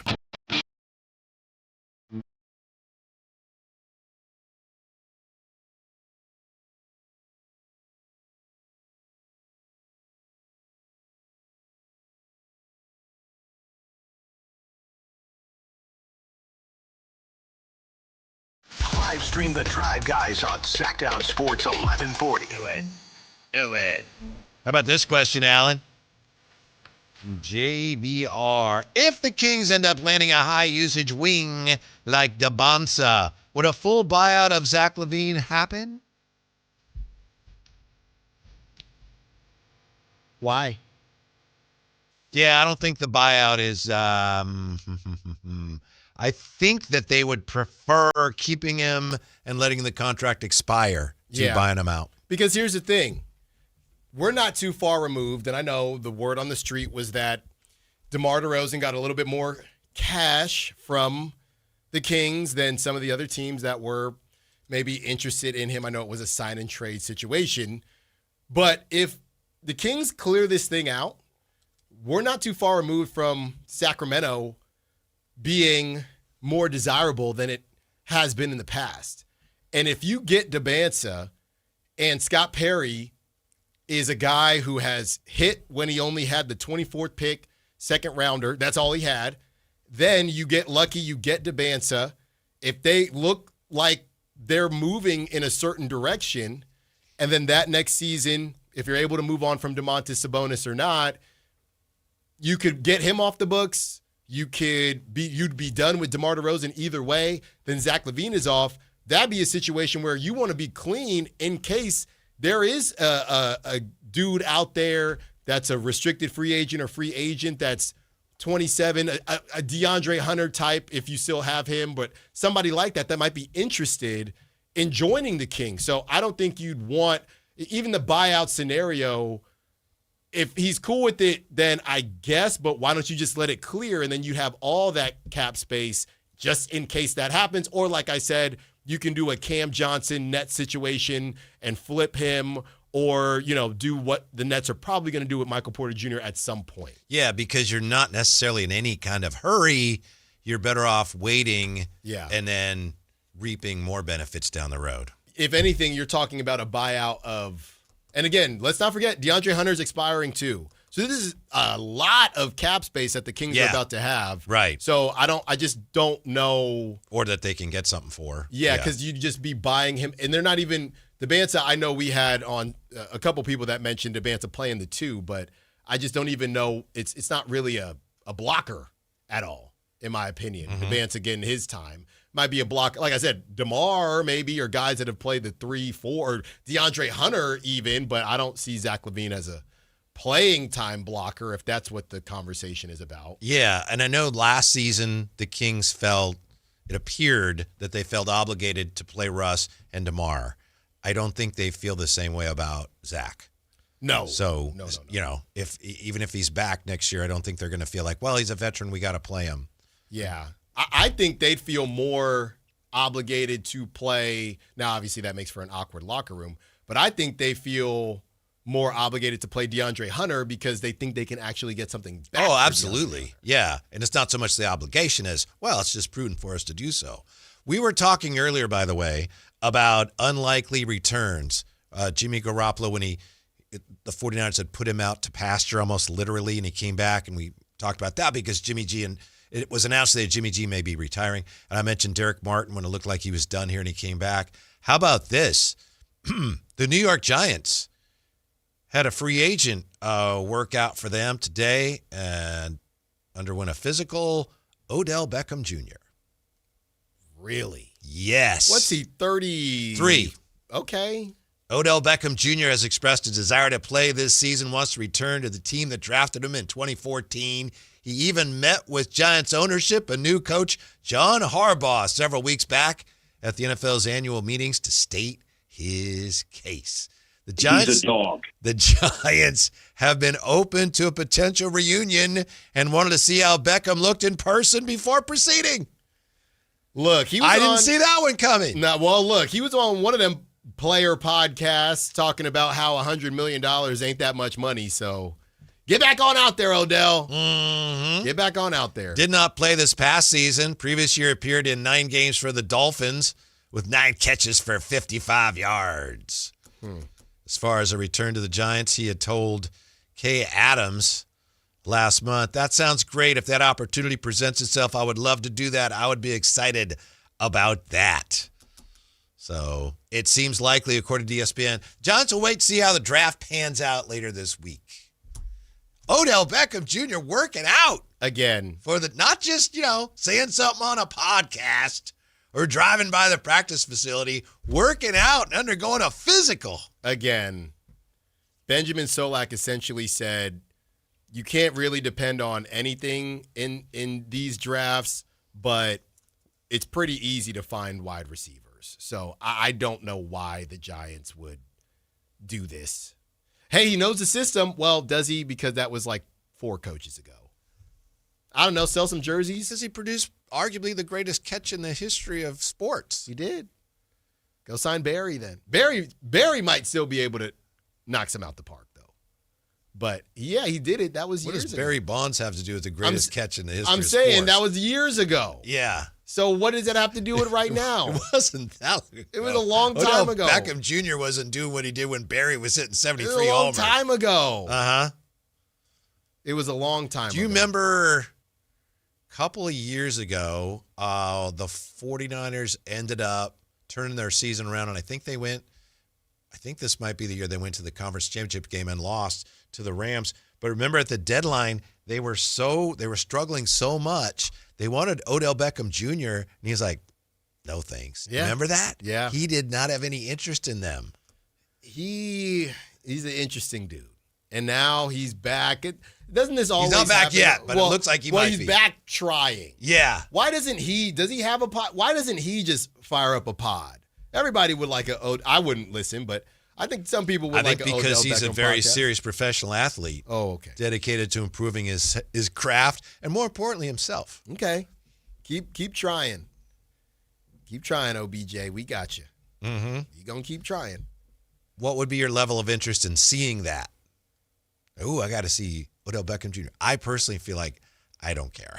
I thought, no, the last time when he was on the Rams and had a really good Super Bowl, that should have been, that's the thing, Whitey. And I'm not a professional athlete, but sometimes you got to know, like, this is the apex of everything. I battled through a lot, Cleveland, after New York, and I made it to the Super Bowl. Yeah, but I still need money, Alan, and I still like playing the game. There's so many ways to make money now. I used to be like that. I thought, why don't they just walk away? But then I turned 15. You're not and working. I to realize. You're not making money. No, nobody's picking you up. He can make more money doing a podcast or streaming, whatever the kids do now. He can make more money doing that than whatever little contract that they're going to give him. Yeah, he gets the contract, but the endorsements in the Big Apple, Odell Beckham Jr. Okay. All right. It's not happening. I wouldn't have thought so, but it sounds like Harbaugh's on board with it. He must look good. Where's the tape? Show me the tape. That's a good question. Where is the tape? Mm-hmm. Because he ain't hitting the goat. It doesn't look like they alerted the media because I don't see any film. I'm not seeing a go route. I don't think we're seeing a lot of go routes. Okay, here's a good question. Possession receiver now, well, I was gonna slot guy. To be fair, and I don't know if he's still on contract, could he be what DeAndre Hopkins was on the Chiefs? Maybe, sure. I think that's a fine comp right there. I know this wasn't in the mix, but he would have made the 49ers better last year. You sure? I think so. Last year? You say any better than Ricky P? Well, when Ricky P's sitting down watching, wait. yes. Actually, that's a good question, though. Would he have been better than Kendrick? Kendrick Bourne had a crazy 4 weeks. I don't see OBJ doing that. Maybe not for those 4 weeks, but how about the rest of the season? Well, they stopped targeting him. Uh-huh. Better than Juwan Jennings. Isn't Kendrick Bourne the one that didn't know the formations and stuff? No. Isn't he the one that didn't know the... Oh, wait, because then, but I don't know when, he only knows formations with Mac Jones. He'd line up and someone would say, no, you don't stand there. Then they started going to Robinson more. I think he would have made the 49ers better last year. Maybe. And by the way, DeAndre Hopkins also 33. So there's a good comp. I think, yeah. And you know he's kept himself in just immaculate condition, and he doesn't have the wear and tear of having played the last couple of years. Where's the tape, man? I need the tape. Throw him the ball. He's going to catch it. What more do you want, Styles? Yeah. Show me the tape. That's all I need to see. With Jackson Dart. He just wants to they're cool. Jackson Dart is fun. He just wants to Cam. Oh, my goodness. You're going to be headbutting Scattaboo. That's what he wants. Yeah. And then they just got another first-round pick, too. Yep, the 10th. Trade with the Bengals. And what if they take a receiver? Hey, no, we can't do that. We got OBJ now. We can't take a receiver. We don't need one. We don't. Yeah. Wow. Good for him. We'll talk about the Giants and that road trip also when we come back. We don't know what's going to happen at the NFL draft, but it looks like we know now what won't happen, and we'll share that with you when we come back and wrap things up. Drive Guys, Sactown Sports.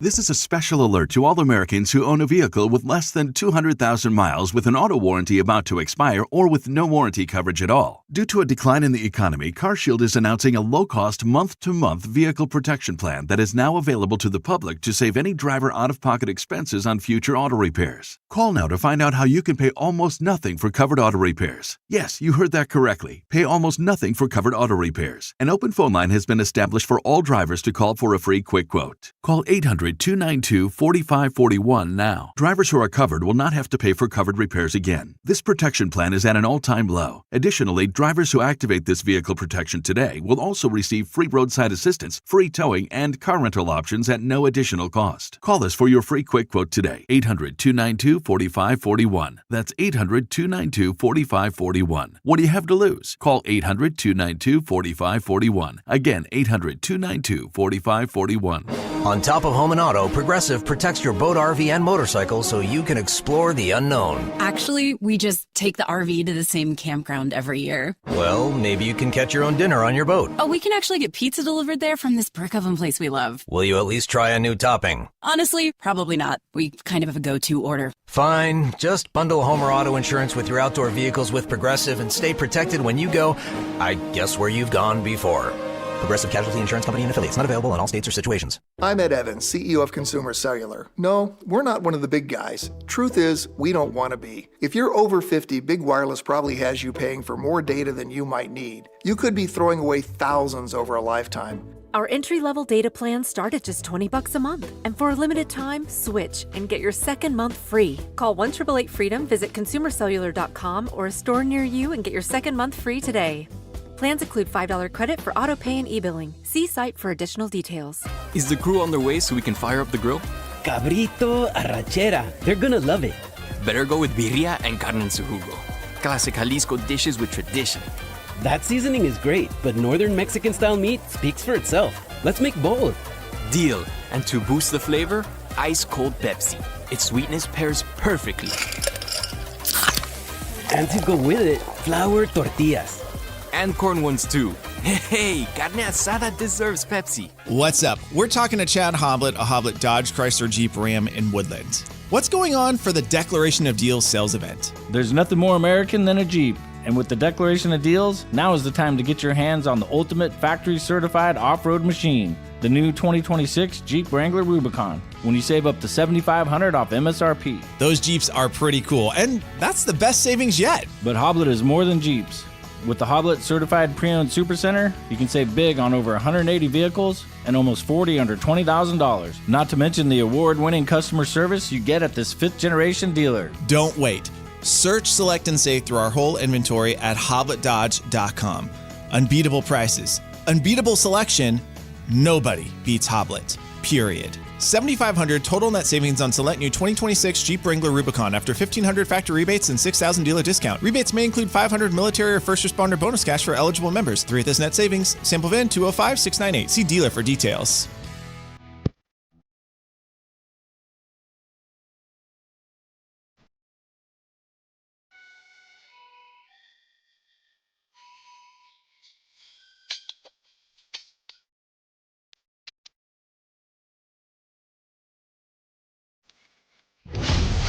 The Drive Guys with Kevin Gleason and Alan Stiles on Sactown Sports 1140.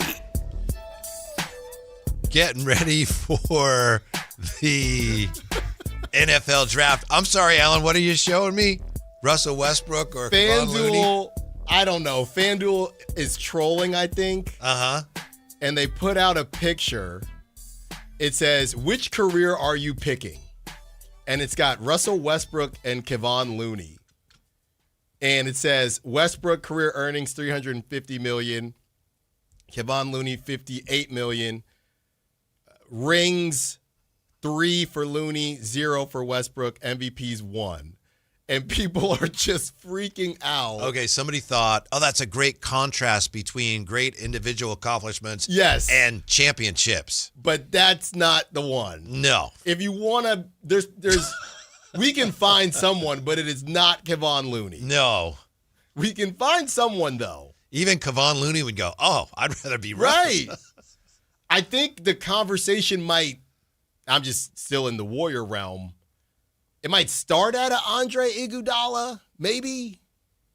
Yeah. Right? That's an interesting one. It might start there. Uh-huh. But, I mean, because he has moments within the fight. He'll be remembered forever. But, yeah, I had to show you that one. Because people were, excuse me? That is not well done.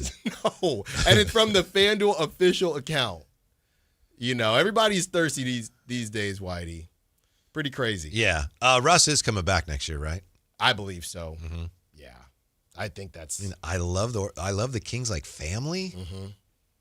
Russ is, what was it? We're playing the promo now on the airways, but Russ is good with me anytime. He can come back anytime. Mm-hmm. Mm-hmm. Mm-hmm. So, I don't know. How does that conversation even start, right? If he said that publicly to the media and Russ is saying, I want to be back, who makes the first call, right? I think, number one, I think they wait. It is interesting that Perry said that before the draft.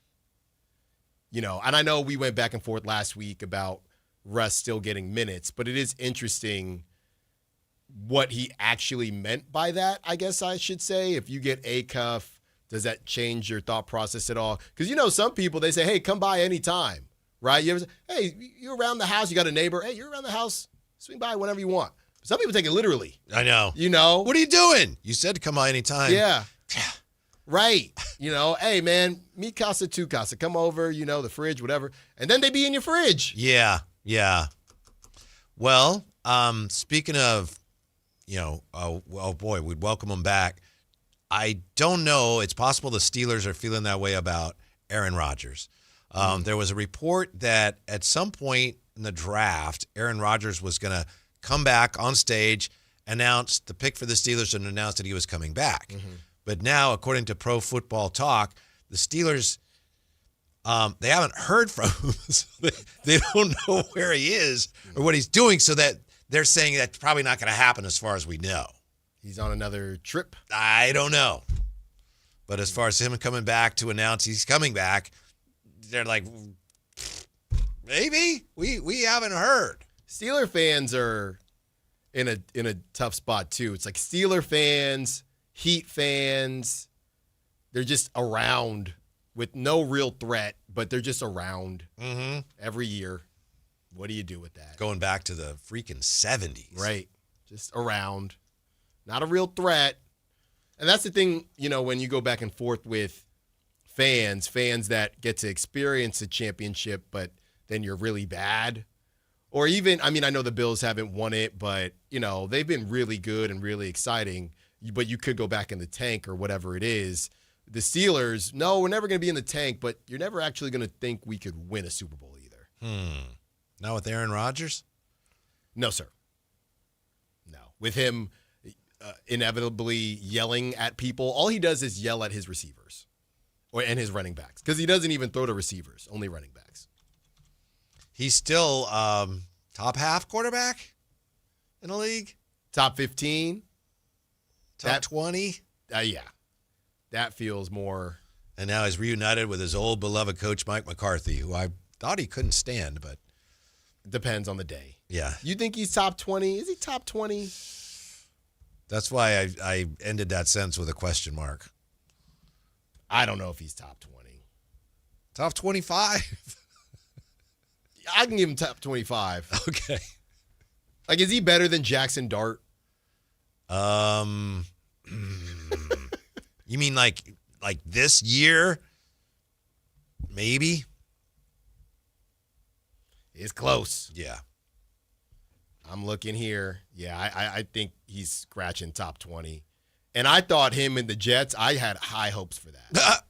I did. Oh, well, yeah. Before the Achilles and all that, I had high hopes, but yeah. Speaking of the Giants, and I know you're talking about the football Giants, but Alan, I think that no matter what anybody who follows it thought of the Giants before this road trip and this weekend, no matter what you thought of them, there was something in this road trip where you go, yep, see, I told you.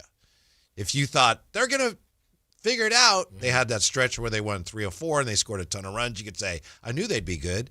If you were more cynical, you could look at a 4-5 trip where they got shut out in the last game and go, yeah, see, I told you. Yeah. And that, Whitey, makes a 500 ball club. Uh-huh. That's what it is.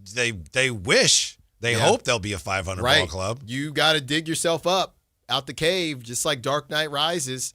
And right now, you're just trying to leave every series one game. I know it sounds really very elementary, but you just got to leave every series one game closer to 500. That's my goal right now. You say they're like Dark Knight Rises. What superhero are the Giants most like right now, the baseball Giants? A bad one? Probably a lesser one, huh? One Yeah. that's struggling a little bit. One that, is straight to – it doesn't get on the big screen. It's straight to Netflix or – Do you know Marvel's philosophy on that, whether they make a movie or just a TV show? I read this somewhere. If it was like Daredevil where it's stuff in the neighborhood, that's a TV show. Right. If it's like the universe or the Earth, we're making a movie about it. If the threat is global or, galaxy-wide, we make a movie. But Spider-Man is your friendly neighborhood Spider-Man. They made a movie about him. Yeah, but he was in the multiverse. Yeah, he was. Well, only one. Not the – well, Toby wasn't – well, I guess they all ended up being in it, but not Toby. No, that's a good point. And not Garfield. Yeah. Yeah, just Tom. But, there's always exceptions to rules. I like that, though. Like Punisher and some of these guys, hey, you're on the streets. But that wasn't a theory. That was like Kevin Feige or somebody with Marvel. What about Batman? He's just in Gotham. Oh. Come on now. Well, yeah. I know. Trust me. I know. Yeah. That makes sense, I guess. Mm-hmm. Yeah. Well, we saw that trailer. Yeah. For Dr. Doom. Mm-hmm. And it was not it had Better Call Saul in it. Mm-hmm. Yeah. Giants might be like the Vision or something. I don't know. Yeah, somebody that nobody dresses up for Halloween. Like there's like one kid that just wants to be different and dresses up like that. And everyone's like, who are you? Oh, you know what? Are they Hawkeye? Like, yeah, he's cool. Yeah, maybe. Yeah, he's cool. You know, like I said, you're not really going to see a bunch of people. Don't tell him, but we could really do without him. Yeah. He's nice to have around, but. Sometimes we need his specific skill set, but most of the time we don't. Yeah. Yeah, I think they're Hawkeye. Uh-huh. When there's a picture of the Avengers, he's kind of in the corner. Right. Yeah. They're Hawkeye. Mm-hmm. No disrespect to Hawkeye. Yeah. How about the Athletics right now? The Athletics want to be Hulk, but they're still Dr. Bruce Banner. Yeah, they just haven't hulked out yet. Yeah. Everybody's hitting in your ballpark except you. Mm-hmm. No excuses. Why do you want to give them excuses last season? Transition, new ballpark. You've been there. Mm-hmm. You understand what's going on here. Yeah, and then the White Sox come in and hit 8 home runs. Yeah. I mean, if you wanted to give them the excuse, I guess it is still just weird with the ballpark being built now. I'm giving them an excuse, don't get me wrong, but, you're still going to all these big league ballparks and then coming back and playing at a AAA ballpark. Mm-hmm. There's still a difference. Well, that's what I was wondering last year. If it wears on the home team more. Yeah. Visiting teams come in like, well, we're only here for 3 games. Right. Let's make the most it's almost of it. fun. It's almost, oh, yeah, this is cute. Little spring training. Hey, the ball type vibe. flies. Yeah. Oh, okay, let's have fun for a few days. Right. Yeah. Right. Whereas when you're playing, 81 there, it's like, oh my goodness, this is not what we're accustomed to. Yes, yeah, and then it's the opposite. You're going and you're seeing, a lot of the things that they've tried to fix or improve at Sutter Health Park to get it up to MLB standards, but some things are just impossible to do that. And I'm not saying that's why they're not hitting, but it's possible it's part of it. So they gotta figure it out. I mean, the good thing is the AL West is not on fire, so at least not yet. Not yet. And I don't even know who I would pick to get hot. I mean, I guess it's a pretty big series early on, big series for both clubs. Whitey, A's get the Mariners, Giants get the Dodgers, right? So I think a big week, no matter of what side you're on. You know who has some pretty good starting pitchers is the Angels. They might, look, he looks good. Trout looks good. Got to stay healthy. A's head to Seattle tonight. And then after that, for a couple games, then they get the Rangers again. So, yeah. Yeah, so the A's still tied for first place. But, Alan, as we wrap things up here, you feeling any better about the Kings lost a coin flip? Feeling any better about that? No. No. Really? And if you missed that segment, it's on YouTube now. I've read some of the comments, Whitey. Most of them are agreeing with me. I just have everybody doomsday vibes off of this coin flip. Yeah. Dr. Strong, I don't know if you've seen this yet. I know he hit you too. If the Kings can lose something, they will. If the league can fix something against the Kings, they will. And this is a reminder that tanking is dumb, but I also don't think the Kings were tanking. They were just bad. And I know Dr. Strong speaks for many Kings fans today. I know Matt George. Wildly overreacting to they lost a coin flip. Yeah, I know Matt George told everybody to chill out. I haven't watched the video yet because we've been doing the show. But I'm not chilling out, Matt. So you can just cut it out right now. Okay? That's all. That is it. Yeah, as we've said many times, I just hope they do reasonably well in the actual lottery because if they don't, I can't imagine the Banshees are going to be out screaming. Yeah. I told you so! I want the Kings to get a good pick. Either way, we're winning. But if they don't, I wish, going back to Marvel, I wish I could see I want them to get a top pick, but I would love to just have a day of if they didn't, just for the calls. By the way, is it true Static Shock is in development for a major motion picture? I got to shave. I got to get ready for my audition. In development usually means, in 4 years, maybe something will have happened. Yeah, maybe I could be his older brother or something. Okay, all right. Good luck with that. Thank you so much. Thanks for being with us. Thank you very much, Ramsey, for helping us out today. We appreciate it. Stick around. We got more outstanding sports talk. Westwood One Sports Radio is next on Sactown Sports.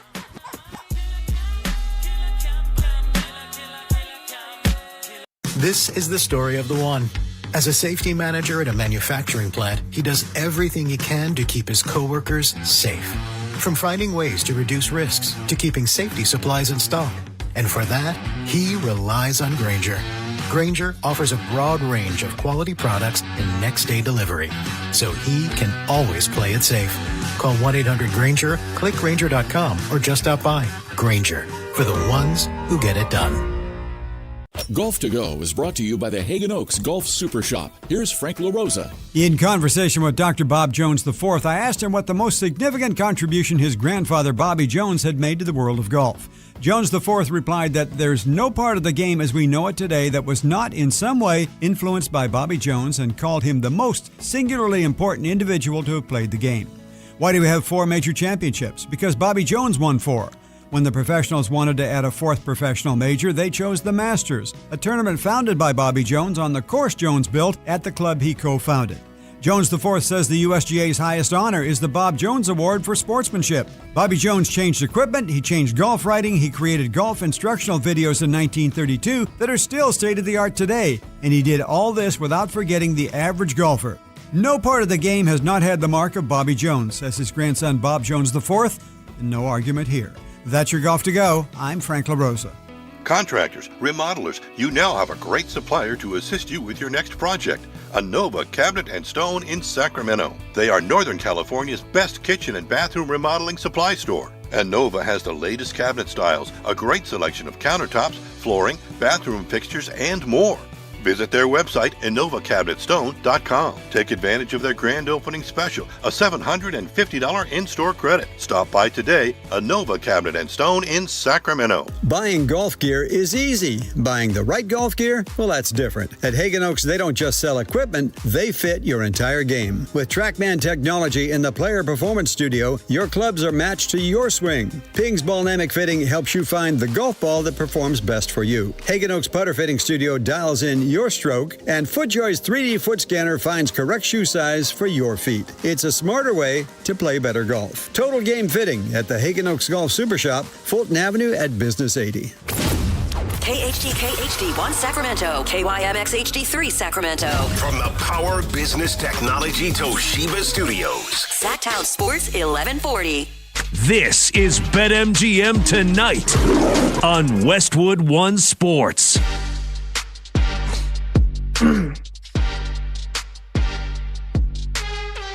Hey, welcome on back to BetMGM Tonight here on Westwood One Sports. We bid adieu to Brad Evans for the night, and that means we've got 2 solo hours as we take you to 11 p.m. Eastern. I'm Pat Boyle, and we're brought to you by BetMGM. Make it legendary. Download the app today. Please gamble responsibly. Hour number 4 of the show starts right now. You can catch the show every single night, Monday through Friday from 6 to 11 p.m. Eastern, and you can watch it live on YouTube. Just search BetMGM Tonight and hit that subscribe button. You can watch the show live on Twitter at BetMGM Tonight, and you can listen to the show on the Westwood One Sports app, the Odyssey app, SiriusXM Channel 375, and hundreds of local affiliates throughout North America. Our talk and text line is 310-840-4910. You can call or simply just text your thoughts on the show or any of the topics we dive into. It's 310-840-4910. If you do text in, just let us know your name and where you're from so we can get you featured on the show, much as if you were to call into the show. But again, you can call or text 310-840-4910. Real fun show so far. Let me get you a quick scoreboard update because it's playoff bonanza right now, and it's going to be like this every night for the next month and a half, 2 months. So this is your nightly Central Sports Hub. We'll give you all the scoreboard updates you could need while you're driving or while you're hanging out with your friends. And, obviously we encourage you to watch our show and listen to our show. But if you're looking for in-game reaction, in-game analysis, and instant reaction once these games end on a nightly basis, there's no better spot to be than right here. And you can also hit me up on Twitter at PatBoyle44. So I'm going to give you a quick scoreboard update, and then I'm going to give you the top 5 takeaways from the weekend in the NBA playoffs.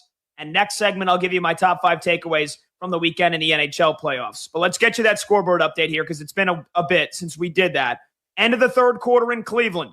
Cavaliers lead the Raptors 84-77.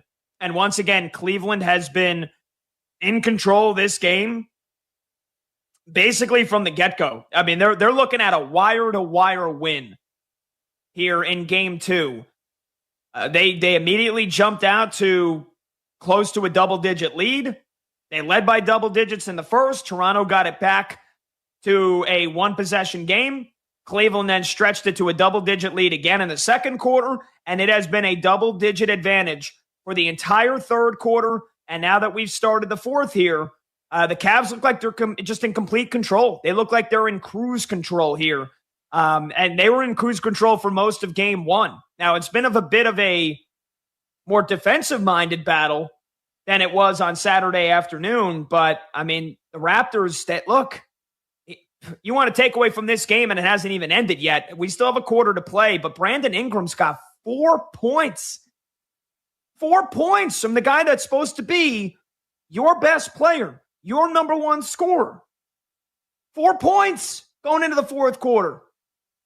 He had 17 on Saturday, and I didn't think he was aggressive enough.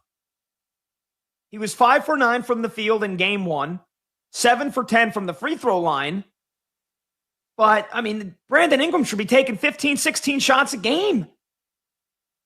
And he's got 4 points tonight. He has taken more shots. He can't make them. He's 2 for 11. They're going to get swept if Brandon Ingram doesn't step up. Scotty Barnes has 17 points and RJ Barrett has 16 points. But Emmanuel quickly missing for the second straight game with the hamstring injury. And that it feels like for a Raptors team, they needed everything to be perfect to have a chance in this series. And your starting point guard's out for the first 2 games. And I don't know if they were truly ready for him to not be playing. I would think they were. They played most of the rest, the last 3 weeks of the regular season without him. But their offense, it looked good in game 1, and they still lost by double digits. Tonight, it doesn't look so good. Brandon Ingram's not stepping up. The Raptors are in a world of trouble. And I know it's look, the series doesn't start till a home team loses, right? But what I watched for that game on Saturday and what I'm watching tonight, I got the quad box going. I mean, it's absolutely sensational here. I got Raptors, Cavs in my top left. I got Knicks, Hawks in my top right. And I got the 2 hockey games, Senators, Hurricanes, and Flyers, Penguins going. I mean, I'm in absolute euphoria, and I get to talk sports live right now. It's awesome. But I just don't see a whole lot changing in this series when it goes to Toronto to make me think that the Raptors can win this. Now, again, they're down by 10, down by 8 now, 10 minutes left in the fourth quarter. They need a big comeback. They can't stop James Harden. They can't stop him. He's got 21 points. I guess he's only got 2 assists, so I guess that's a win for the Raptors. They have forced other people to facilitate. But Evan Mobley's got 23, and Donovan Mitchell's got 21. So, I mean, the Cavs stars are doing what they should be doing. The Raptors stars, not so much. So, there you go. Cavs up by 7 now with 10 minutes left to go in the game. And then at the Garden, game 2, Knicks lead the Hawks 45-39. This game has been physical. There's been, I don't know if there's been a couple of technicals. There's been a couple of reviews for some flagrants. Dyson Daniels mixing it up with Mitchell Robinson. Dyson Daniels mixing it up with Jalen Brunson. It looks like one of the best defensive players in the league. And Dyson Daniels is basically, hey, let's do everything short of playing dirty and hurting these New York Knicks players. Let's make this thing as physical and ugly as we possibly can. And, Atlanta was down double digits early. They got themselves back into this game. For my Knicks, Mikal Bridges has 8 points. Brunson's got 7 points and 4 assists. Josh Hart on triple-double watch, 6 points, already with 7 rebounds and 3 assists. If you were listening to the show earlier, we broke down this game. I said I'm taking Josh Hart over 7.5 rebounds, and I'm taking him to get 10 rebounds at more than 2-1.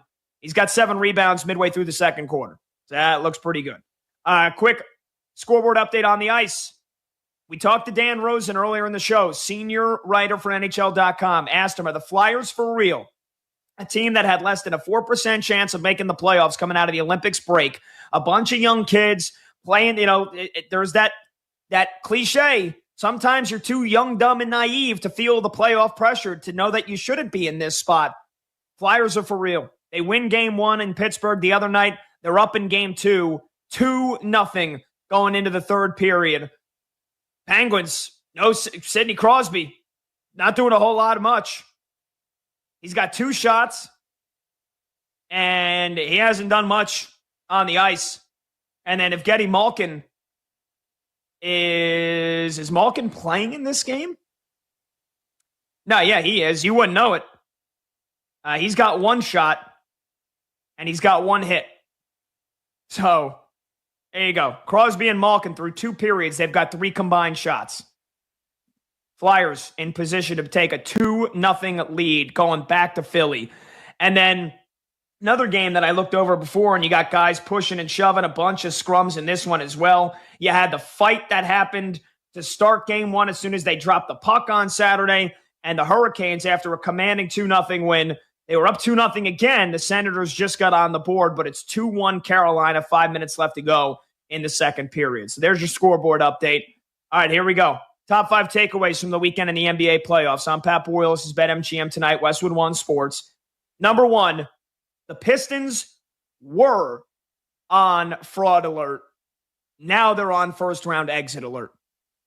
310-840-4910. And yes, I'm a Knicks fan. And yes,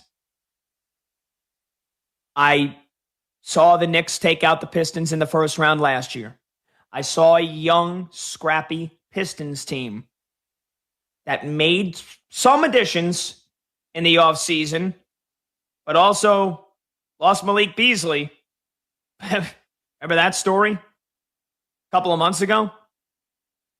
I got to be honest. Why Malik Beasley's not able to be on an NBA floor, I'm not sure. I'm not sure. A judge ordered him a month ago to pay $1 million to his former agency in a civil judgment.